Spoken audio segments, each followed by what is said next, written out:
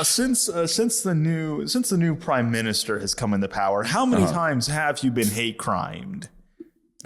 Well, first of all, I don't appreciate the question because it implies that I have not been hate crimed before Takaichi got in. All right, let's be clear here.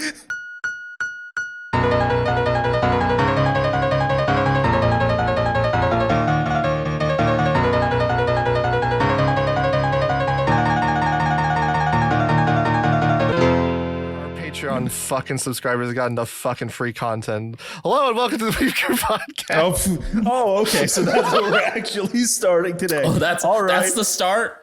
God that's the damn start. it. Okay, fine. I guess that's. I mean, would you rather started with the fucking tech bit segment, like? Yeah, the fucking tech crew. Funny as hell.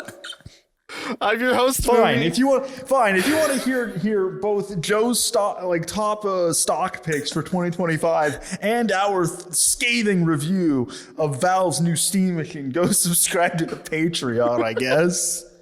Since Mumi is the one, paywalling that content, I guess. Oh, fucking anime shit on the anime podcast. No, we're not. Yeah, no, we are not an anime podcast. We are tech and financial advice. You should take everything we say completely seriously. I'm your host, Mumi, live from Mammoth Cave, Kentucky. Psy from Psiotic. Hello, Echo. Help. I hope there's an echo. I haven't heard there was an actual echo. You cut off the voice call. That was the echo cancellation. I am looking at the waveform. It doesn't look like reverb, but I assume that I'm going to listen back to this after we're done recording and be like, wow, this is almost completely unusable. So I mean, you two are going to be the ones doing most of the talking today, just given the topic. Yeah. As you might have guessed, our guest today is Joe from the channel Pause and Select. Oh, hello. Yeah, he's here to talk about Japan. What a yeah. what? No one would have ever guessed. Now a Japanese expert Japan. on everything Japan. Dude, what a dude. You know that the expert. You know that that episode of Lemonade Cast where they got Jeffrey Hall in. Oh God! Oh fuck! I saw that. I saw that posted on Twitter, and I was looking at it, and I thought I was having a stroke because it's the trash taste set. Yeah, it's a trash taste set. Yeah. So at a glance, I'm just oh, he was on trash taste, but then they look closer, I'm like, why does everyone look wrong? What is going on? It's wow, these people are very white. Generated. Did Giga start putting some of that skin lightening cream I see Dude, he's got that good Korean skin lightening cream, man. So yeah, but just think of this episode, like that episode, but shittier, because I'm also a doctor, so what you gonna do about that? I guess that's technically true. So not only can you go to Joe for financial advice, he can also prescribe medicine to you. So you're just unload all of your medical problems to him, and he'll write you off a script. Hey, a lady did offer me a job to work at a pharmacy before she realized that I was the wrong type of doctor. Oh. Is that seriously what did it? Oh, sorry, what happened? Is that seriously why you is that actually what happened? Yeah. Yeah. That's really good. Listen. She's like, we got a labor shortage. My son, he's got a pharmacy. He needs another pharmacist. You got a doctor. Yeah, you got a doctor. Listen. Yeah. He's just surely these things are interchangeable, right? Just to get a good idea of what the labor shortage in Japan is like. Listen, so it's if you can fake it long enough, you might as well just be given the accreditation that you faked for I don't know, 5 years. So what you're saying is that Colonel Otaku gatekeeper guy should just be considered honorary Japanese at this point. Even though we know he's British, he's been pretending for long enough. He should just be grandfathered in. Oh, maybe that's true. Yeah. I was actually referring to that. Well, there was a lady that got caught faking being a doctor, and then they were gonna promoter or something, or she was like a nurse or something. The She's gonna main get promoted. Oh, wait. Oh, okay, different lady. Okay. Yeah, she's gonna get promoted, and then like when they're trying to promote her, they're like, "Oh wait, she's just not even who this person is." I mean, it's like I think we talked about it on the podcast once. There was like a kid that like faked being a gynecologist, and he was like Oh 19. yeah, Dr. Love. Yeah. Dr. Love. yeah, Doctor fucking Yeah. Love. Dr. Love, man. Yeah. So all I'm saying is, you can fake it well enough that you're gonna get promoted. You might as well just get your Clearly, you're doing a accreditation. good enough job. It's like that one character in House who is like he's like applying to be a doctor, but he's actually just like the hospital janitor or something. Yeah, he's like he was the admissions guy, and then he audited like every class multiple times. Oh, So he was the ultimate keyboard warrior. dude, that's so fucking crazy. Hell yeah, absolutely. I love that it's like you start the story and then you come back in with he was the ultimate keyboard warrior. That's the part Yeah, to come man. back in on. I'm Damn, clocked that's in. I'm clocked crazy. in. I'm clocked in. Oh, this is gonna be the worst podcast episode ever. Hello and welcome to the Weeb Crew. I'm your host, Psionic. I'm glad that we're just redoing this intro. We just keep doing the intro, and the episode never starts. Dude, it's just already Groundhog good. Day, man. Groundhog Day episode. Groundhog Day. Oh, so Joe, you've been living in Japan for some time now. Yes. I'm here now tell me. I've been living. Well, yeah. How long? Okay, it's. I think it's good to keep it vague because then people will be like, maybe he's here for a long time, or he's only been here for like a week. Well, either are good. Let me ask you this: since the new prime minister has come into power, how many times have you been hate crimed? Well, first of all, I don't appreciate the question because it implies that I have not been hate crimed before Takaichi got in. All right, let's be clear here. All right, okay. But this is Japan. This is the land. This is the land of a million microaggressions. All right, Death by 1,000 paper cuts. Dude, for real, man. Yeah, Takaichi. She's actually got quite pretty good approval ratings right now. But that's because she kind of like says all of the things that a lot of people kind of just like want to hear. It's going to be a while. We kind of got to figure out how the actual administration is going to be because she has largely not been super.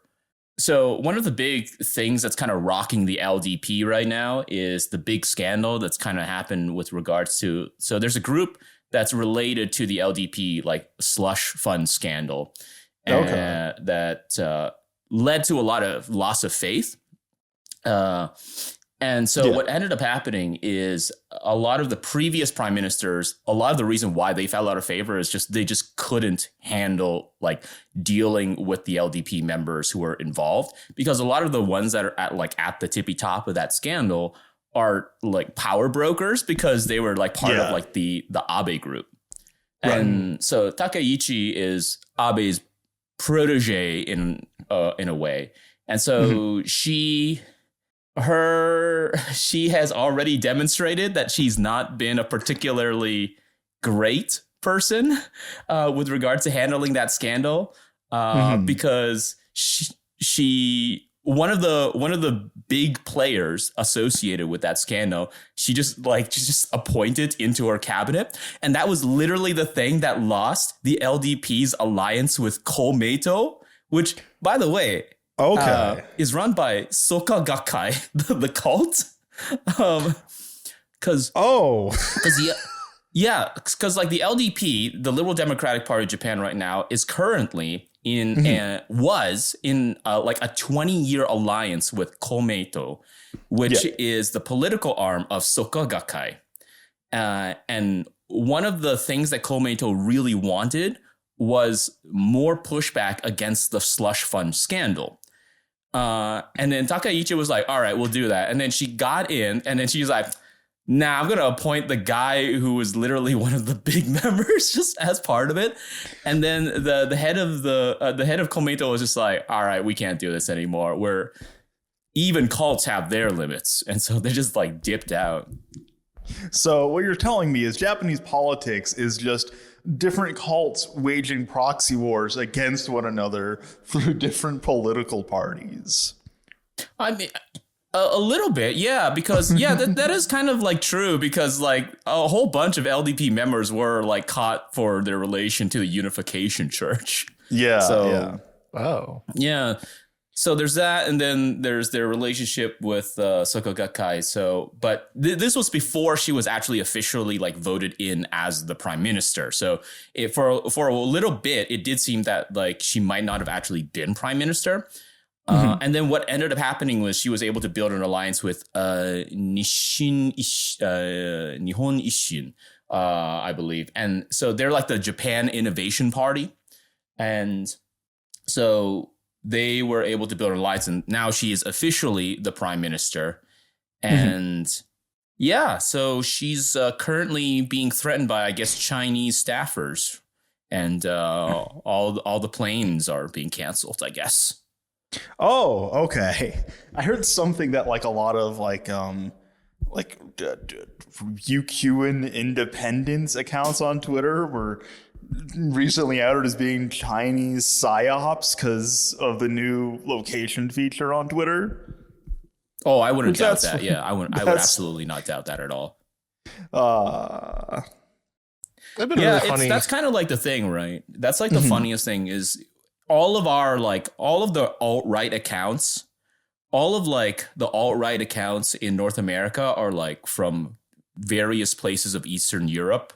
And then Eastern Europe or India or like Indonesia or the Philippines are like the main ones. Yeah. But like so many of like Japanese accounts are also so many Japanese accounts are just like China. Here's like, oh, interesting. What does it mean? There's a Unification Church in Washington, D.C. And it was really, I was just walking down the street one day and I just like kind of turned my head and I just looked at I just saw it on the building in big bold letters, Unification Church. And I was like, what the fuck? That's on like actually the same street as like a bunch of like other embassies, as like I think you walk a little bit further down, there's like a Freemason lodge and stuff. I'm like, what the fuck is going on in this part of the city? There is a Freemason lodge on the same block as Tokyo Tower. What are you implying? I can't say. Oh, okay. The Freemasons. Well, I know what exactly Mumi is implying, and I'm going to say it out loud because I'm brave enough to say it, right? Okay. The Freemasons, they have enough money to afford the rent in front of Tokyo Tower. It's just a big flex being like, look what we can do. Dude, it's just a big flex, man. It's crazy. It's like using all of your, deep state influence just to get prime real estate only for posturing purposes and nothing else. It was really weird because like we're walking to Tokyo Tower and like we go across like this intersection and like I see a monument out of the corner of my eye, like this like fucking giant cube, and I look at it, I'm like, that's just the Freemasons. What the fuck is why is this doing here? What is this doing? They have these in Japan? I mean, it's great. I think that's one of the funniest things about Japan is the confluence of just brash different social groups just mashed together in a way, because this is one of the big benefits of like mixed zoning. You get to see all of these different organizations and actors and like social bodies just have to share the same complex. Like where I live, where I live, there is a place that is down the street from me that is just a porno shop, the LDP local chapter headquarters, and like a Honda repair shop. And I'm just like looking at that building. I'm just like, I wonder, do they talk to each other? Do they talk What do you to think each they're other? trying to say? I mean, that sounds like the setting of a wonderful workplace comedy anime. Yeah. There's all these different fucking things in one space. Yeah. Oh. Yeah, because Would you like set my butcher in Sapporo, he You have a lives butcher? like yeah, I got a butcher. Yeah, of course I God got damn. a butcher. You know, when you support guy. local businesses, you just got a guy. You just got a guy. Okay. Also, you got to get a butcher because the thing about like this is like one of the things about Japan. When you get meat, it's oftentimes pre-cut because it's all pre-cut for like things like tonkatsu or Try to whatnot, silence right? them. So what? You cut it. I feel like when they get meat, You keep cutting out. it's like, damn, we're never gonna know. Well, you'll find out when the edit happens. We'll find out. This is all still being recorded, so we just can't hear it. So it's just like, yeah, I guess if I ever end up living in Japan, I'll be sure to look for a butcher. Now I know. Yeah, I never. yeah, would have but I was thought of just that. saying. Yeah, I was just saying that in like a lot of the big markets here, a lot of the meat is pre-cut. So because it's all made for stuff like tonkatsu or like hot pot, all that kind of stuff. So if you want like a big slab of meat, you got to go to like a butcher. You got to go to a butcher, and because a butcher is going to just give you a big slab of meat. So if you want to do something like a brisket or like a pulled pork or something like that, something that Japanese people just don't do, you got to go to a butcher. Yeah, gotta go. They're basically like a specialty shop, is what you're saying. Yeah. And I know that there are people who like live in Japan or whatnot that are going to be like, oh, no, you can just go up to the guys at the meat department at the supermarket and they'll cut it for you. They don't always do it. Because, some of them are just not trained to do it. Some of them are just trained to handle meat, not actually like cut meat or anything. So they don't always do it. It's up to the individual store. So I don't give a shit about your anecdotes. Okay. Sure, you can That's find why a I have a guy. butcher. I reject your reality and replace it with my own. That's right. I reject your reality. But yeah, no, my butcher is like down the street from Happy Science building. That's where I was going with that. Have you joined your local Happy Science chapter? I have not, but that is actually so. I did say that I would come onto this to give slick Japan advice that you're not going to see anywhere else. This is primo content. Absolutely. One of the things when people come to Japan for the long term and they're like, how do I learn Japanese? A lot of people will say, go to like a language exchange thing. That may or may not work. Other people will say, go to an izakaya. That oftentimes works. But I would say ingratiate yourself into the local cults because they will try so hard to communicate with you. Like you can pull out. Wait. Don't like some Scientology and like Mormon sects like in Japan? Won't they actually teach you English or Japanese? Yes, absolutely. Huh. Yes. Yeah, I've heard that. They will absolutely teach you. If they cannot find somebody who speaks your language, because I've had like new religious groups come to my place, and then I tell them like, oh, I don't speak Japanese, which is very ironic because I usually tell them this as I'm speaking Japanese. But I say I don't speak any Japanese, and there's like, okay, what do you speak? And I was like, I speak French, because you don't say English. There's going to be a guy there who speaks English. That's too easy. Yeah. It's too easy. You got to give them a curveball. So I say, I speak French.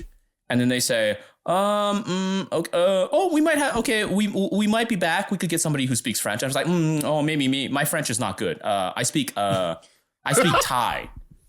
And then they're just like, It's like, oh, we know somebody who speaks Thai. Okay, we can bring him along. I was like, okay, no. I'm getting, okay, I got pulled back. So I was like, okay, I don't actually speak Thai. Sorry. I speak Lao. And they're just like, oh shit, we don't know anybody who knows that. So, then they hand me their business card and they're like, we'll be back in a week. So That's this is the thing. This is my recommendation. Yes. This also functions as financial advice. So please. Okay. You should become if that you guy, want to, essentially, they go to like, communicate with other people. If you want to practice your Japanese, go to a local religious organization. Do not sign anything. They hand you a piece of paper. Don't fill it out. Say you don't understand any Japanese, You have to say the classic phrase, which is Nihongo tabemasen, which literally means I don't eat Japanese. Because you don't say I don't speak Japanese. You don't say Nihongo hanashimasen. You don't say any of that, because they're gonna be like, oh, okay, well, あなたの日本語少し上手ですね. They're gonna jozu your ass, They're gonna say, oh, actually, your Japanese is actually pretty good, so I'm just gonna keep speaking. No, you got to give them the most broken sentence you possibly can. I would just be like, wakarimasen, and then if they send something in Japanese, I just stare blankly. No. That's too much. That's too much coherent Japanese there, Mumi. You can't do it. These are. This is not the NHK Why Are You Visiting Japan program. These are cults, all right? You can't give them an inch. They are vicious and they are dedicated. You gotta open up the door and be like, and you gotta open up the door and just speak Japanese like Brad Pitt in Inglourious Basterds speaks Italian. Just open it up and be like, that's true. Ohio gozaimasu. Ohio gozaimasu. I want to speak Japanese in a southern accent. That's like my goal in life. That sounds like the most fun thing to do, is just speaking, not even like your own, like you're doing an accent and then also speaking Japanese. You just like talk normal like Midwestern English or something. It's like, oh, I speak Japanese. Yeah. Wakarimasen, Ohio gozaimasu. You suddenly have a thick southern accent whenever you speak Japanese. It's like, where did you learn this language from? From the local Happy Science chapter. Listen, I knew a guy who was really into John Wayne movies. I don't know. I just learned how to. This is what Duolingo taught me. I don't. This is what Duolingo taught me. Listen. I don't care what you say. My streak speaks for itself. I never understood why that owl always had a cowboy hat on. Remember they did like a Duolingo, like it wasn't really an anime, but they called it an anime, and I think everyone saw the trailer for it and was like, that looks like the worst thing ever. I think it came out and no one cared. Oh, I didn't even know one came out. Yeah. And it's like, no. I hate Duo. I thought they killed the Duolingo bird. Honestly, fuck that. I think he died, yeah. I mean, they tried to keep him alive. Oh, okay. No. They killed him. Well, no, they killed him with Mr. Peanut. I think we should just kill more mascots in general. Can you imagine, like the fucking Geico Gecko just becoming roadkill? Listen, you better keep your fucking streak. It's just like flat as a piece of paper, like a Looney Tunes bit. They fucking get together and lynch the Geico caveman. They just string him up from a tree and set him on fire. Oh my god. Flo has a mob hit taken out on her. I don't know why I'm defaulting. I guess it's because everyone hates insurance companies, so like they're the easiest people to kill.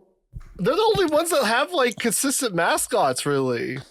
I feel like it, yeah. I'm trying to think outside of cereal and like fast food, it's insurance companies. Because like there's not really like a Pepsi mascot or a Coca-Cola. Like there are Coca-Cola mascots. Dude, there's Pepsi Man. There's Pepsi Man, dude. We're not gonna kill Pepsi Man. We can't kill Pepsi Man. He's too powerful. You can't kill Pepsi Man. You know, I can actually see We've one tried. of those. He is a high-level SCP. Okay, he is not. he can't even be contained. All right, he will just run out of containment. I can Dude, actually Pepsi see Man like is, the fucking Liberty. dude, Pepsi Mutual Man is literally commercials. just this. Pepsi Man is just the Silver Surfer's fintech cousin. he's just the Silver Surfer's cousin, but with a brand deal. Yeah. Like a goddamn race car or something. Just like Yeah. it's just like fucking MMA. You get like tattoos of brands tattooed on you on your body. What is the because doesn't like aren't there prefectural mascots in Japan? Yes, there are. What I don't remember. The Hokkaido mascot? I don't remember the Hokkaido. I don't remember the Hokkaido mascot, but most of the I think the Hokkaido mascot might be they're like snowbirds, I think. Okay. It's either that or like the snowbirds are like always on. So the snowbirds, right, are always on like a lot of Hokkaido's promotional material. And it's really, really funny because you can tell what is or is not official like Hokkaido like merchandise. Because like the official Hokkaido merchandise is like it's like the little snowbirds and it's always just like welcome to Hokkaido and all that kind of stuff, right? And then like the unofficial one is always just like have a nice time with lovely tits because like they're the birds are tits. So like I don't know how to. So when I type in Hokkaido mascot, this is the first image that comes up. Is it the bear? It's something. I don't know. I don't really know what to make of it. I'm gonna be honest. What is that face and why does he have a massive bulge? I don't. Oh, he's got the bulge. Oh, I've not seen this guy. I've not seen this guy. Marimokori. Mascots of Hokkaido. Okay. And there is like also like a bear Is with he a like- melon on its head.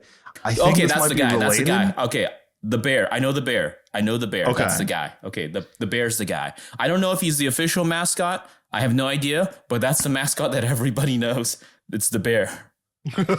Yes. That's the one. Yes. It's Looks like it's a just fucking an luck angry creature bear. gift. Yeah. It's They're an also- angry bear with like a Yubari melon helmet. There also appears to be another bear playing a guitar with what appears to be the Star of David embroidered on it. I can't quite tell because the guitar is covering up half of it. I feel like that might be No, I feel like actually, that no, might be it's a like town's mascot. yeah, and also it's not a Star of David. It's because like there's another triangle on the bottom right. What are the stickers on this guitar? What is happening? I'm really wondering what the fuck the goddamn green mascot is and why. Is it like there's many images of this thing on Google Images and it's quite concerning, honestly. I don't like its face. I don't like its weird looking face. Mokori. Yeah. I have no idea. Is this Mokori. specifically Sapporo's mascot? I don't know. The only Sapporo mascot that I know is the TV tower. Because we got a TV tower, and he's a guy with like he's like a guy with like a kind of a dirty mustache, and we call him TV Dad. His name is Terebi Tosan. Yeah. Where is he? hold on. Where is Boner Boy from? Yeah, the Wikipedia page says he is the Yuruchara mascot of Hokkaido, Japan. Marimokori is a portmanteau of Marimo, meaning green algae clusters that grow in some of Hokkaido's lakes, and Mokori, Mokori a is Japanese slang term for boner. erection. Yeah. Yeah, kids say that a lot, yeah. Okay. Well, if he's based out of like Akan, then that's like man, that's like Kushiro, man. That's far away. Kushiro's a far away place. Listen, Hokkaido is a big Hokkaido. Would you say that Hokkaido is in fact the Texas of Japan? I would say yes, in many ways. That is very true. Up to and including how both places are currently under assault by nature. What's going? What is happening in Hokkaido right now? Well, let's just say Smokey the Bear is getting a little hungry, and he's developed a taste for meat. Oh, and this is adversely affecting your bulk meat purchases from your butcher. That's true. Yes. Yeah. There's actually a really big problem going on right now with Hokkaido and Japan in general, which honestly I think are way more dangerous than the far right. So I don't know what Jeff is talking about, man. I don't know what Jeff Hall is talking about. The bears are a bigger problem right now. Okay, you talk to the average Japanese person, you ask them like, what are your thoughts on Takaichi? They'll be like, she seems okay. And then you say, what are your thoughts on bears? And they're just like, Japan is going to sink into the ocean because of the bears. But because bear attacks. Isn't there also a general shortage of like bear hunters in Japan? Because they're all old now. They're all old, and the thing you hear is that like hunting is not really like a job that you do on a regular basis, because hunters are paid per kill. So like they're paid based upon the bounty. So they don't get really paid like a full wage. So most of the people who are hunters are people who have like the time to do it. So most of them tend to be older people. There's not really like a career hunting position in Japan.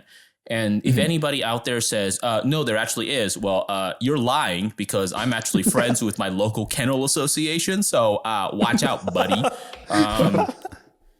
I'm this close to getting my own Akita war dog. So shut your mouth. Are you actually going to get a dog? Hunters get a war dog. Yeah, they can get a war dog from the kennel. Yeah. Are you going to become a hunter, Joe? Are you going to start taking the fight to the bears to defend your meat? Well, I'm just saying, if it turns out teaching English is not a good path, then I'm going to have to learn how to shoot. But yeah, so bear attacks have risen significantly. Like places that have had like 20 or so like bear encounters last year have now hit like 100. Okay. So we've already reached double digits in terms of like people like killed by bears. And these bears are getting kind of like dicey, because some of these bears have like, they've got records, they got priors to them, because there was one bear that was in there's a town in Hokkaido called Fukushima. So not the prefecture, but not the prefecture, completely unrelated. Yeah. So there's a town in Hokkaido called Fukushima where a delivery driver was killed by a bear, and I think the bear dragged his body into the woods and whatnot. And so they sent out the hunters. The hunters came in, killed the bear. And then they found out that like this bear had killed like a woman like 2 years before from like a nearby town. So like this bear just like developed a taste for murder. But there's all these kinds of stories of just like bears coming out and attacking people. There was a kind of a funny story, not for the victim. But there's a bear attacks. There's a funny story that's true. There's a funny story about a bear in Akita where like an old man, he's like in his 80s. They found his body like in a house, and then they're just like, oh my God, a bear came in and killed him. And then it turns out like 2 weeks later, like his adult son had stabbed him to death. So I love the idea of just like the Japanese cops in this small town that were just like, holy shit, the bears know how to use knives. They're just racially profiling bears. This bear, who I assume is Korean, just gave him 46 stab wounds in the back. Listen, I understand that this individual had information that could have led to the arrest of Hillary Clinton. But this is clearly a bear attack that shot him twice in the back of the head. It's crazy there were no bear paws anywhere. It was just they wore shoes in the house.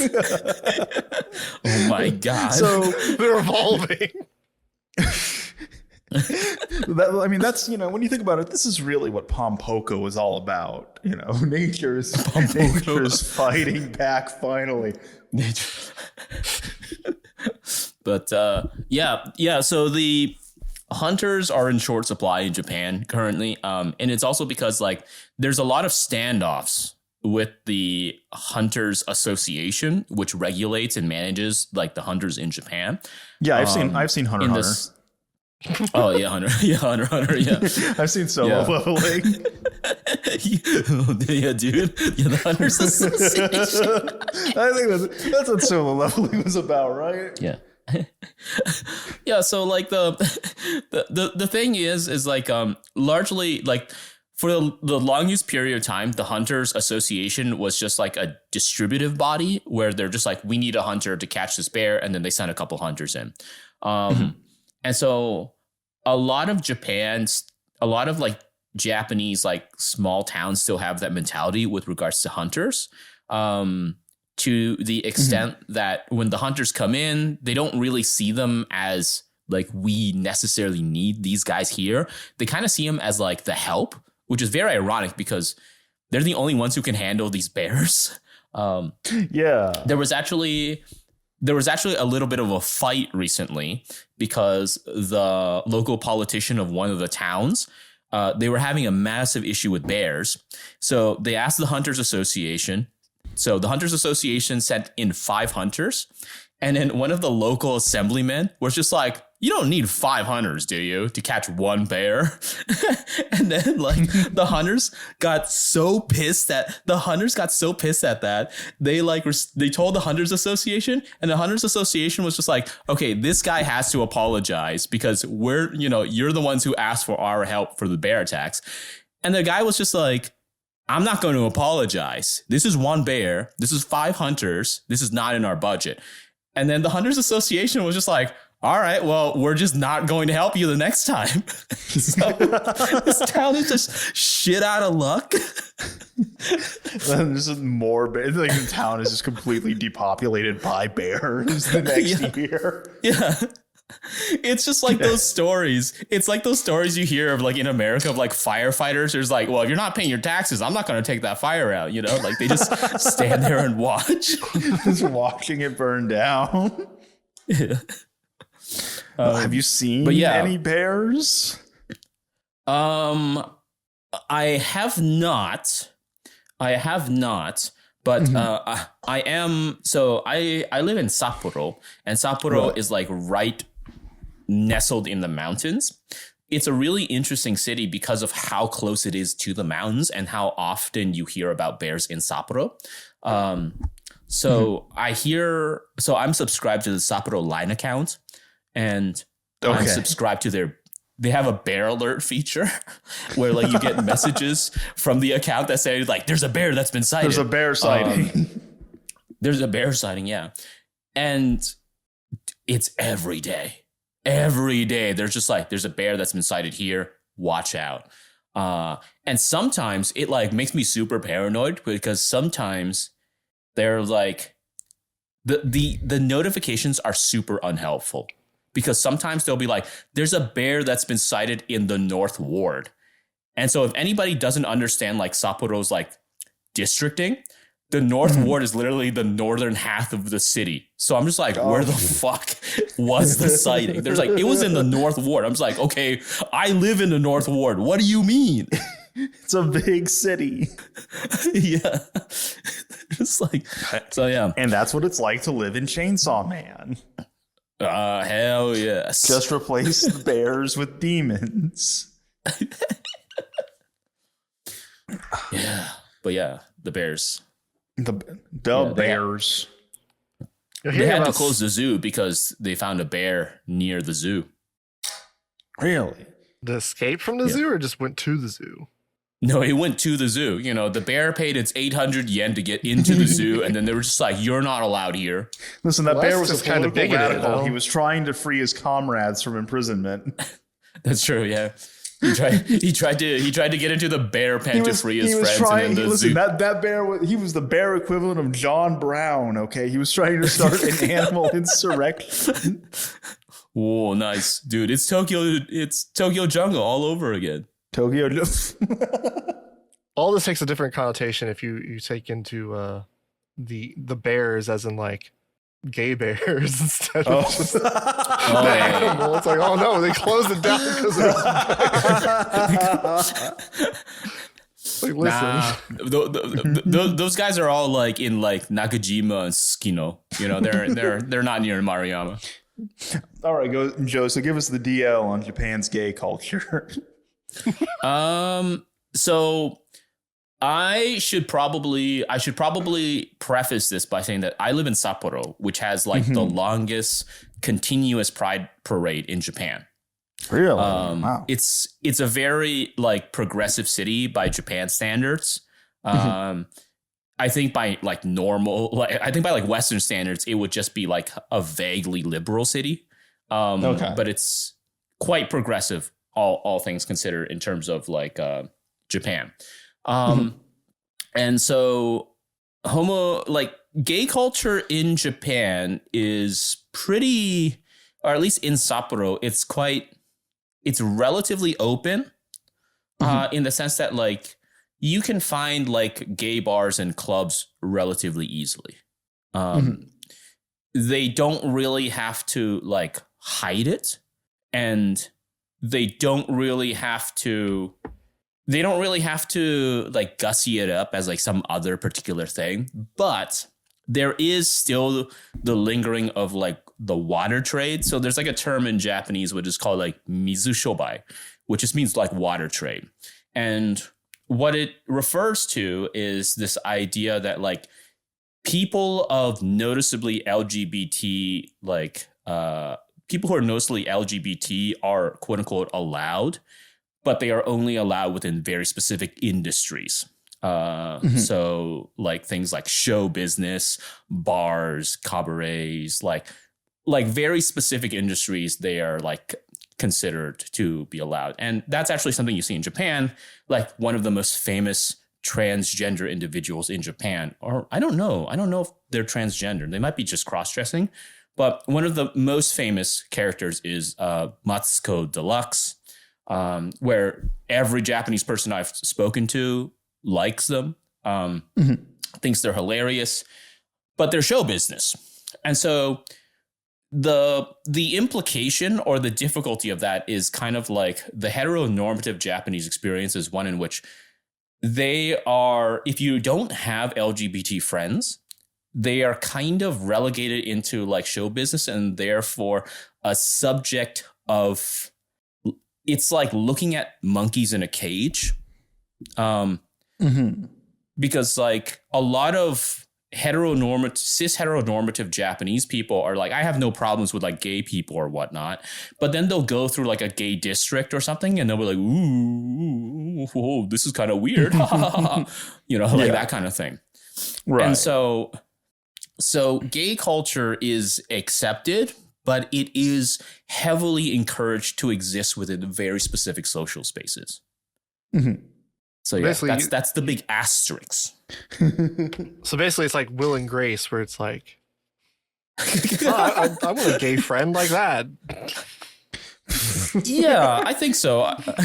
I think so. Yeah, it definitely gives off that vibe, and that's like even in Sapporo, right? So I really got to say that once again, like my experience is based upon the people I talk to and the life I live in Sapporo. So it could be more or less based upon like where you are in Japan. I mean, like if you're living in the middle of like, I don't know, like small town Shikoku, like everything I'm saying right now is probably not going to be helpful. which I'm a big fan of. I'm a big fan of decentralizing the Japanese image. So like around Tokyo and stuff. Yes, well, even of the idea of like breaking down the perception of like Japan has like a unified monoculture, because there's a lot of things that are like very different. Like it's always like a funny thing when you talk about Japan or stuff like that. And then somebody says like, oh, we always like line up, and then we like, you got to stay on the left. And then on the people on the side of the right on the escalators are going up. And then you say something like, well, I'm from Osaka. And then it's like, oh, because like in Osaka, they're on the other side. So it's like, oh. So it's like, I like the idea of that being like a unique Japanese thing, and not just like like you use like the escalators in DC, and it's you stand on the right and people walk past you on the left, and it's not. that's just something that using an escalator naturally predisposes you to, basically. Listen, I'm in Texas. We just stand in the middle with our legs spread open. No, let's be clear. There are no escalators in Texas. Listen, we had malls. We know what an escalator is. I love that. We know the only buildings in Texas are one-story buildings. No, they're 2 stories. The malls. Yeah. The mall. Yeah, and there's like a lot of stuff that's like really interesting. So like, because I live in Sapporo, and because I live in like Sapporo and Hokkaido in general, there's like a lot of things that like exist in, or don't exist really, in Hokkaido and in Sapporo, that really are not kind of part of like the quintessential Japanese experience. Like, for example, like our cherry blossoms like don't happen at the same time as the rest of Japan because we're so far up north. Right. And so like the whole that, I know you guys are an anime podcast, so I'm going to bring this back to anime. Whole idea of like the imagery of like the school year shift in the middle of the cherry blossom season doesn't really happen here, because the blooming is very different than the actual graduation period. And so like that experience is like totalized across Japan, but is not relevant to like very specific parts of it. The urban planning, Sapporo is built like an American city. It's built like an American city. Google Maps and stuff when playing GeoGuessr. It's like, oh, this feels a lot more American than I would have expected. Yes. And so it's like a super car-centric city. And so like the idea of like the Japanese like urban planning it's very different in something like Sapporo. So there's like a lot of things that it's like socially regulated from like the cultural core of Tokyo and disseminated out to the rest of Japan, but like doesn't necessarily exist in certain specific pockets of the country. And this is not like a small town Inaka. This is like Japan's 5th or 4th, depending upon which metric you're using, 5th or 4th largest city. And it's like very different. Like certain cultural practices are just not they're just not done here. Like certain kinds of dowries, like in Japanese weddings, there are certain kinds of dowries. Hokkaido people just really don't do it. So there's so many things, like so many little things that are like seen as like quintessentially part of the Japanese culture, and it does or does not happen in places like this. Have you been to like, how many other cities, like major cities, have you been in Japan? I've been to a few of them because I've gone around a few of them. So I've been to places. So I've been to some places in Sendai, been to some places in Aomori, been to Tokyo, been all around Tokyo, like the greater Tokyo area. So I've been to some places in Gunma, as well as I've been to like the Kansai area. So like Osaka, Kyoto, like those areas. And I've been to Fukuoka and Kumamoto. Have not gone down into Okinawa, but that's because like every time Okinawa is like a cheap flight, it's like typhoon season. So I'm just like, I can't swim. Well, that's why it's cheap. You gotta get it on once. You gotta take the risk. Listen, no risk, no reward. You got to go there and you got to see like the A&W, dude. You got to go to the A&W in Okinawa. That's literally the only thing I remember from that Okinawa show we watched however many seasons ago. If you had to make a tier list on Japanese cities, what is the best to the worst? Okay, so tier list. Okay, tier list. What are we doing? We doing like a ranking system or like S to D tier? Just what would you put in order? I guess that's probably, or unless it's like doing it in tiers would be easier. If you just want to throw like 8 things in S tier or something. They're all S tier. Every Japanese city is S tier. So I want to preface this by saying that like Sapporo is the only city I've lived in, and this is like a really, really important thing because like living in a Japanese city and like traveling to a Japanese city are really, really different things. Right. So, for example, one example that I might say is that my fiance and I are like planning on having a child. You How does that work? Something happens with the fallopian tube, but I don't know because it may be in Japanese. I haven't figured that one out yet. All right. I hadn't figured that one out yet. That might be N1 vocabulary. No one can explain but anyhow, it to me. So the reason why this is important is because like different cities in Japan, for example, will like there's like a birthing kind of tax thing where like if you give birth, you're expected to like kind of pay like a specific amount with regards to the tax of your kid. It's supposed to be meant for like registration and all that kind of stuff, right? But it's also used as a way to like incentivize people like having families in like smaller cities, smaller towns. So if you have a child in like a big city, you're going to pay a bigger tax because there are already too many people in that city. I have a birthing crisis. I don't want to pay for fucking, that kind of thing.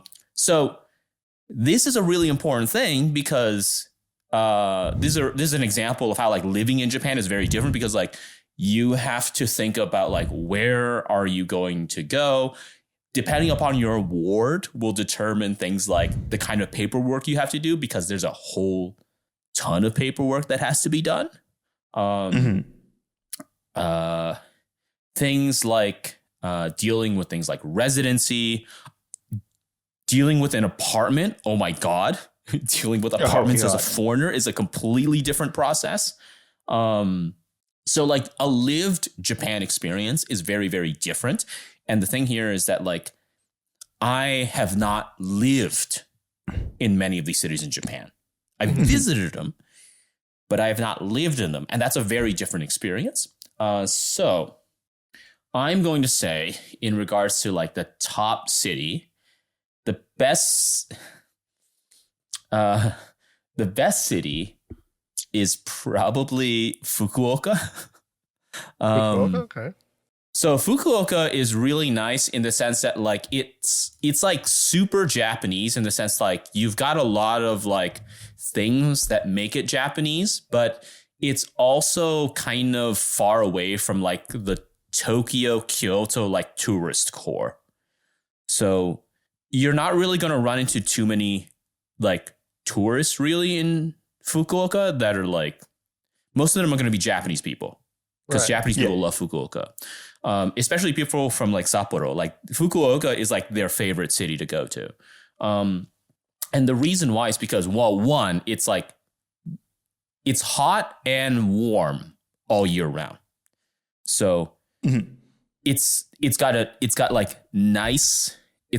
a nice weather, especially if you're used to like a cold place and you want like a nicer weather, that kind of thing. It has good. It has decently good beaches. It's got shrines. It's got castles. It's got all of like the Japan culture. Of all that you kind of like see about that kind of stuff. It's got really good like food, like spicy tuna onigiri, like mentaiko, came from Fukuoka. It's got the yatais. It's got a whole bunch of stuff. People are generally like a lot more relaxed around Fukuoka, and they haven't developed like the tourist exhaustion that like people in Kyoto have. Yeah. And it's also like within spitting distance of like a gajillion hot springs. So it's just like a really good city to visit.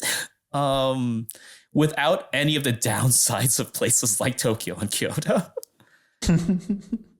Yeah, I had a similar, right. like I went to I was in like Kagoshima Prefecture for a while, and I went to like Satsuma Sendai or whatever. I didn't go up to Fukuoka, but that they're a lot more like curious, I guess. Like you said, they're not really like burned out on tourists where they're just like, ugh, this fucking gaijin coming into a store. And we're like, oh, can I take a picture with you? I'll stand on this step. And they're like, oh, okay, sure.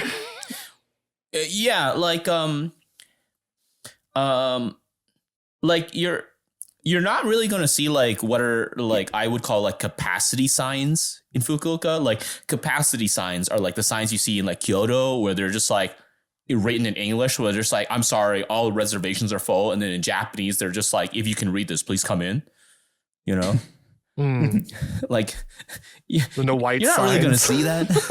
Yeah, you're not really going to see that in like Fukuoka. Like they're kind of chill about things. It's like kind of like the Okinawa, like relaxed Okinawa vibe, but without like the Okinawa tourist pricing. Yeah. So that's probably the top one. I would say Fukuoka. I would have to say shout outs to Tomakomai, because my fiance is from Tomakomai, and I feel like she would be very angry if I ranked the city low.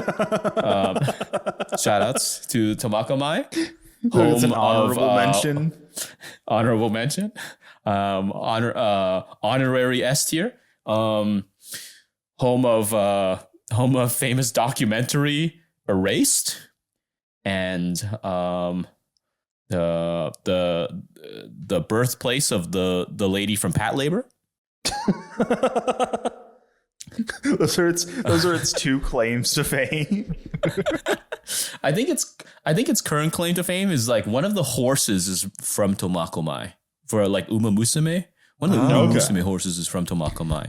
I don't know any of the horse girls from like Uma Musume except for like the main character.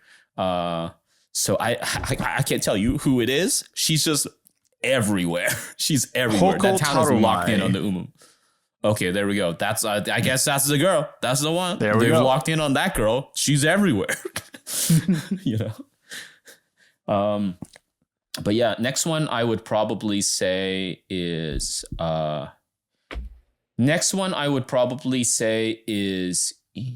if you like skiing, Sapporo. If you don't, Nagoya. Nagoya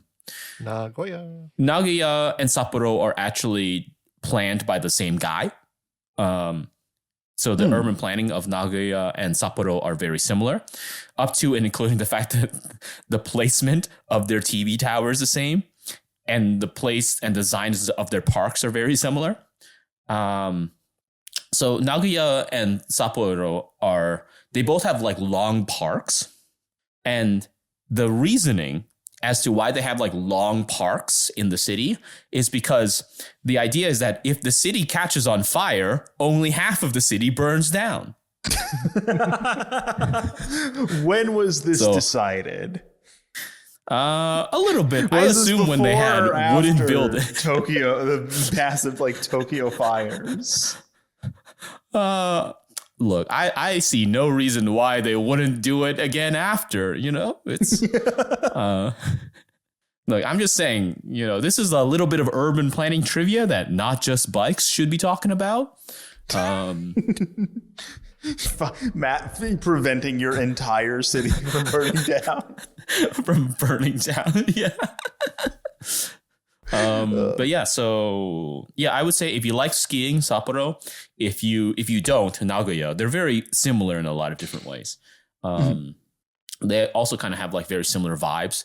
The exception, of course, is if you're going in the summer, go to Sapporo. Do not go to Nagoya. That is a hot box in the summer. Well, unless you're from Texas, then it's fine. Oh yeah, okay. I guess so. Yeah, Mumi just has a biological immunity to Japanese summer. Like this ain't shit.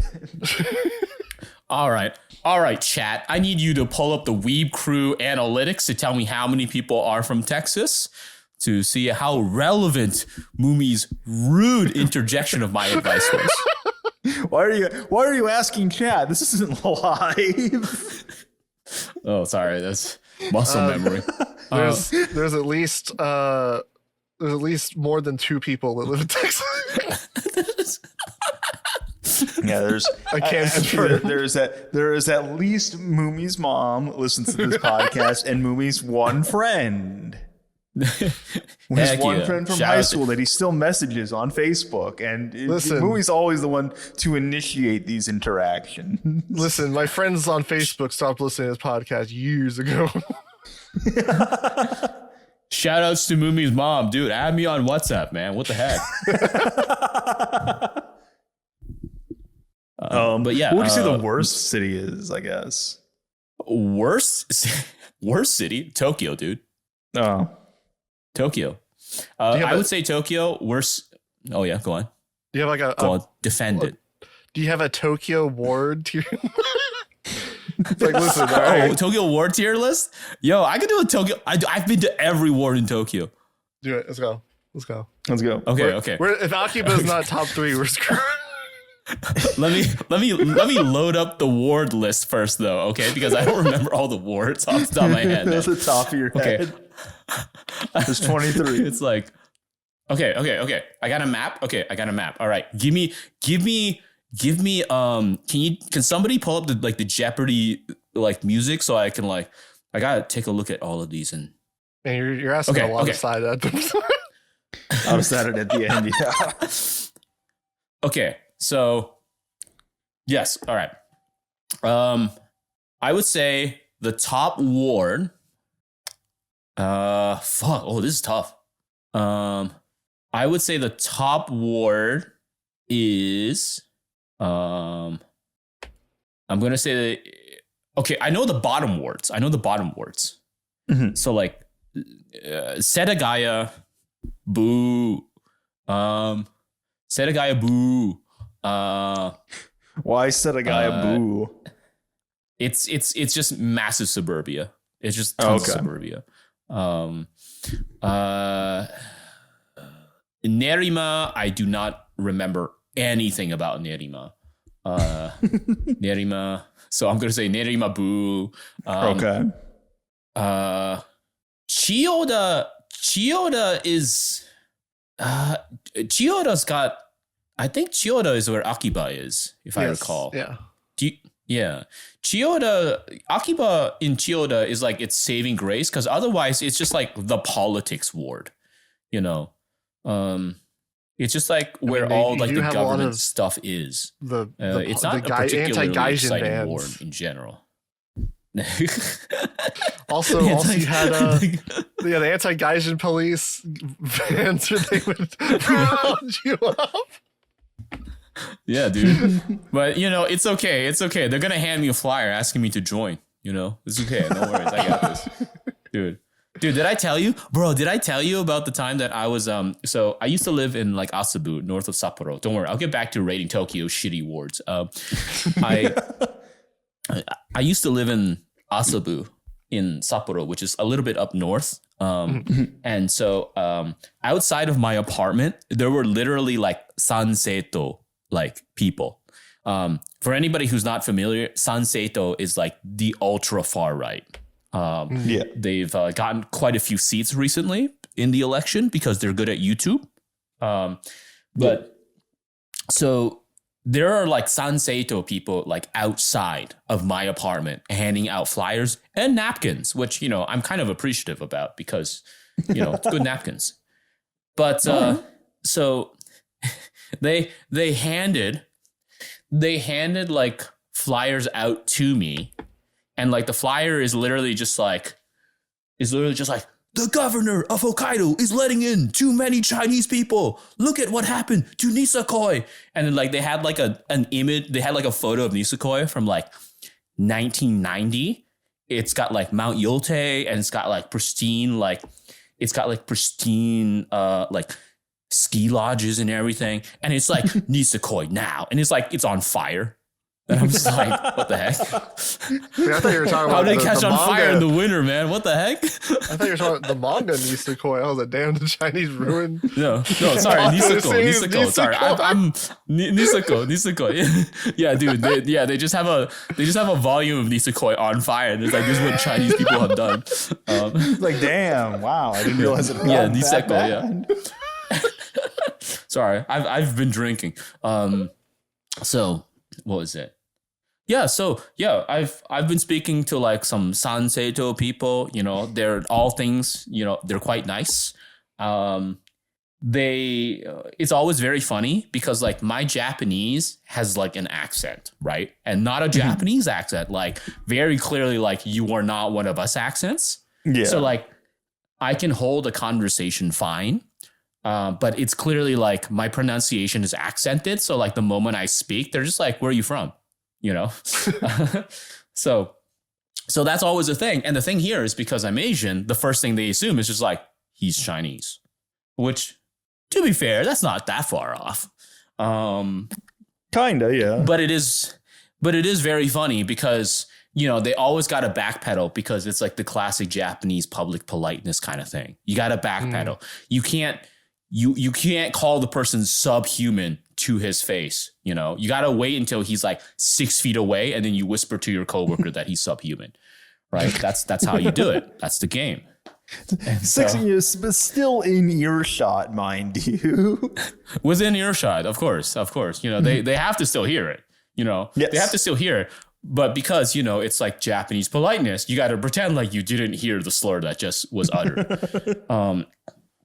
You know, but yeah, so I've been talking to like Sanseito people, and they're very nice and very funny because they're not just racist. They're also like pro-natalist in a really stupid ways. Like they believe stuff like, that like women should have children in their 20s. And then in their 30s, you know, when their bodies are destroyed, they should then go into the workplace, you know. Okay. A lot of them are anti-vax. A lot of them are anti-vax. That. And it did not help that Kobayashi Pharmaceuticals accidentally killed a bunch of people with Benny Koji like a year and a half ago because they will not stop talking about the Benny Koji poisoning. Like stuff like that. But yeah. Okay, back to Tokyo. Oh yeah. That's what we're talking about. Shinjuku kind of sucks. It's all touristy. It does look cool. Pictures. It does look cool, you know, but it kind of, I don't know if I'm just like, I don't know if I'm just being xenophobic, but dude, all the tourists in Shinjuku have kind of ruined it. You know? Wait, is that where? Kind of sucks. Shinjuku was the Kabuki. It's funny that we go from. Yeah, I've been talking to some Sanseito people too. Yeah, tourists have kind of ruined Shinjuku. Dude, I hate tourists, man. You know, look, I'm just saying I hate tourists, and I'm just saying vaccines. Vaccines, you know, do they really work? But do they really work? Yeah, so I would say my favorite wards are, you know, we gotta give a shout out to Nakano, you know Nakano Broadway. The Nakano, the tokusatsu capital of Tokyo. Shinagawa is actually kind of cool, Shinagawa is where like a lot of like really small businesses are. So you can find a lot of really cool stuff there. Itabashi is also kind of cool because like that's where you kind of start like seeing like the slide in from the city into like further up north in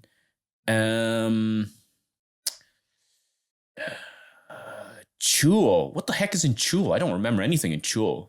The heck is in Chuo Ward? Dude, Chuo Ward? Chuo Ward is, Ginza. Oh, Chuo, garbage. Garbage ward, dude. Garbage ward. Ginza. You know what sushi in the za? In the za? In the za? Your sushi on in the za. Sushi on in the za, dude. Hell yeah. Minato is okay. Minato is okay. Primarily because like you got like interesting stuff that's all kind of connected in a lot of different ways. Cause like I believe Minato is where like Tokyo Big Sight is. And that's where like Odaiba is. So there's like stuff to do in Minato. There's quite a bit of stuff to do in Minato. Bunkyo. What the heck is in Bunkyo? Bunkyo. It must not be good because I don't remember anything. Sorry, Bunkyo.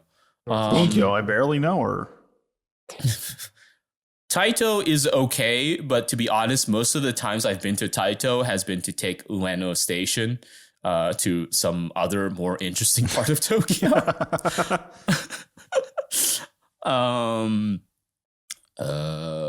Meguro has Jiogaoka, which has some interesting places.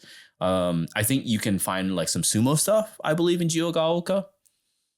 So it's kind of interesting. Shibuya. Oh man. Shibuya is interesting as long as you're not at the famous crossing. You know, there's a lot of stuff in Shibuya that's kind of cool. And like Harajuku, despite being like a very famous tourist place, has still kind of like hung on as like a pretty cool place. So big ups to Harajuku, Shibuya. Toshima. Well, Toshima's got Ikebukuro, so that's all right. Ikebukuro is actually not too bad.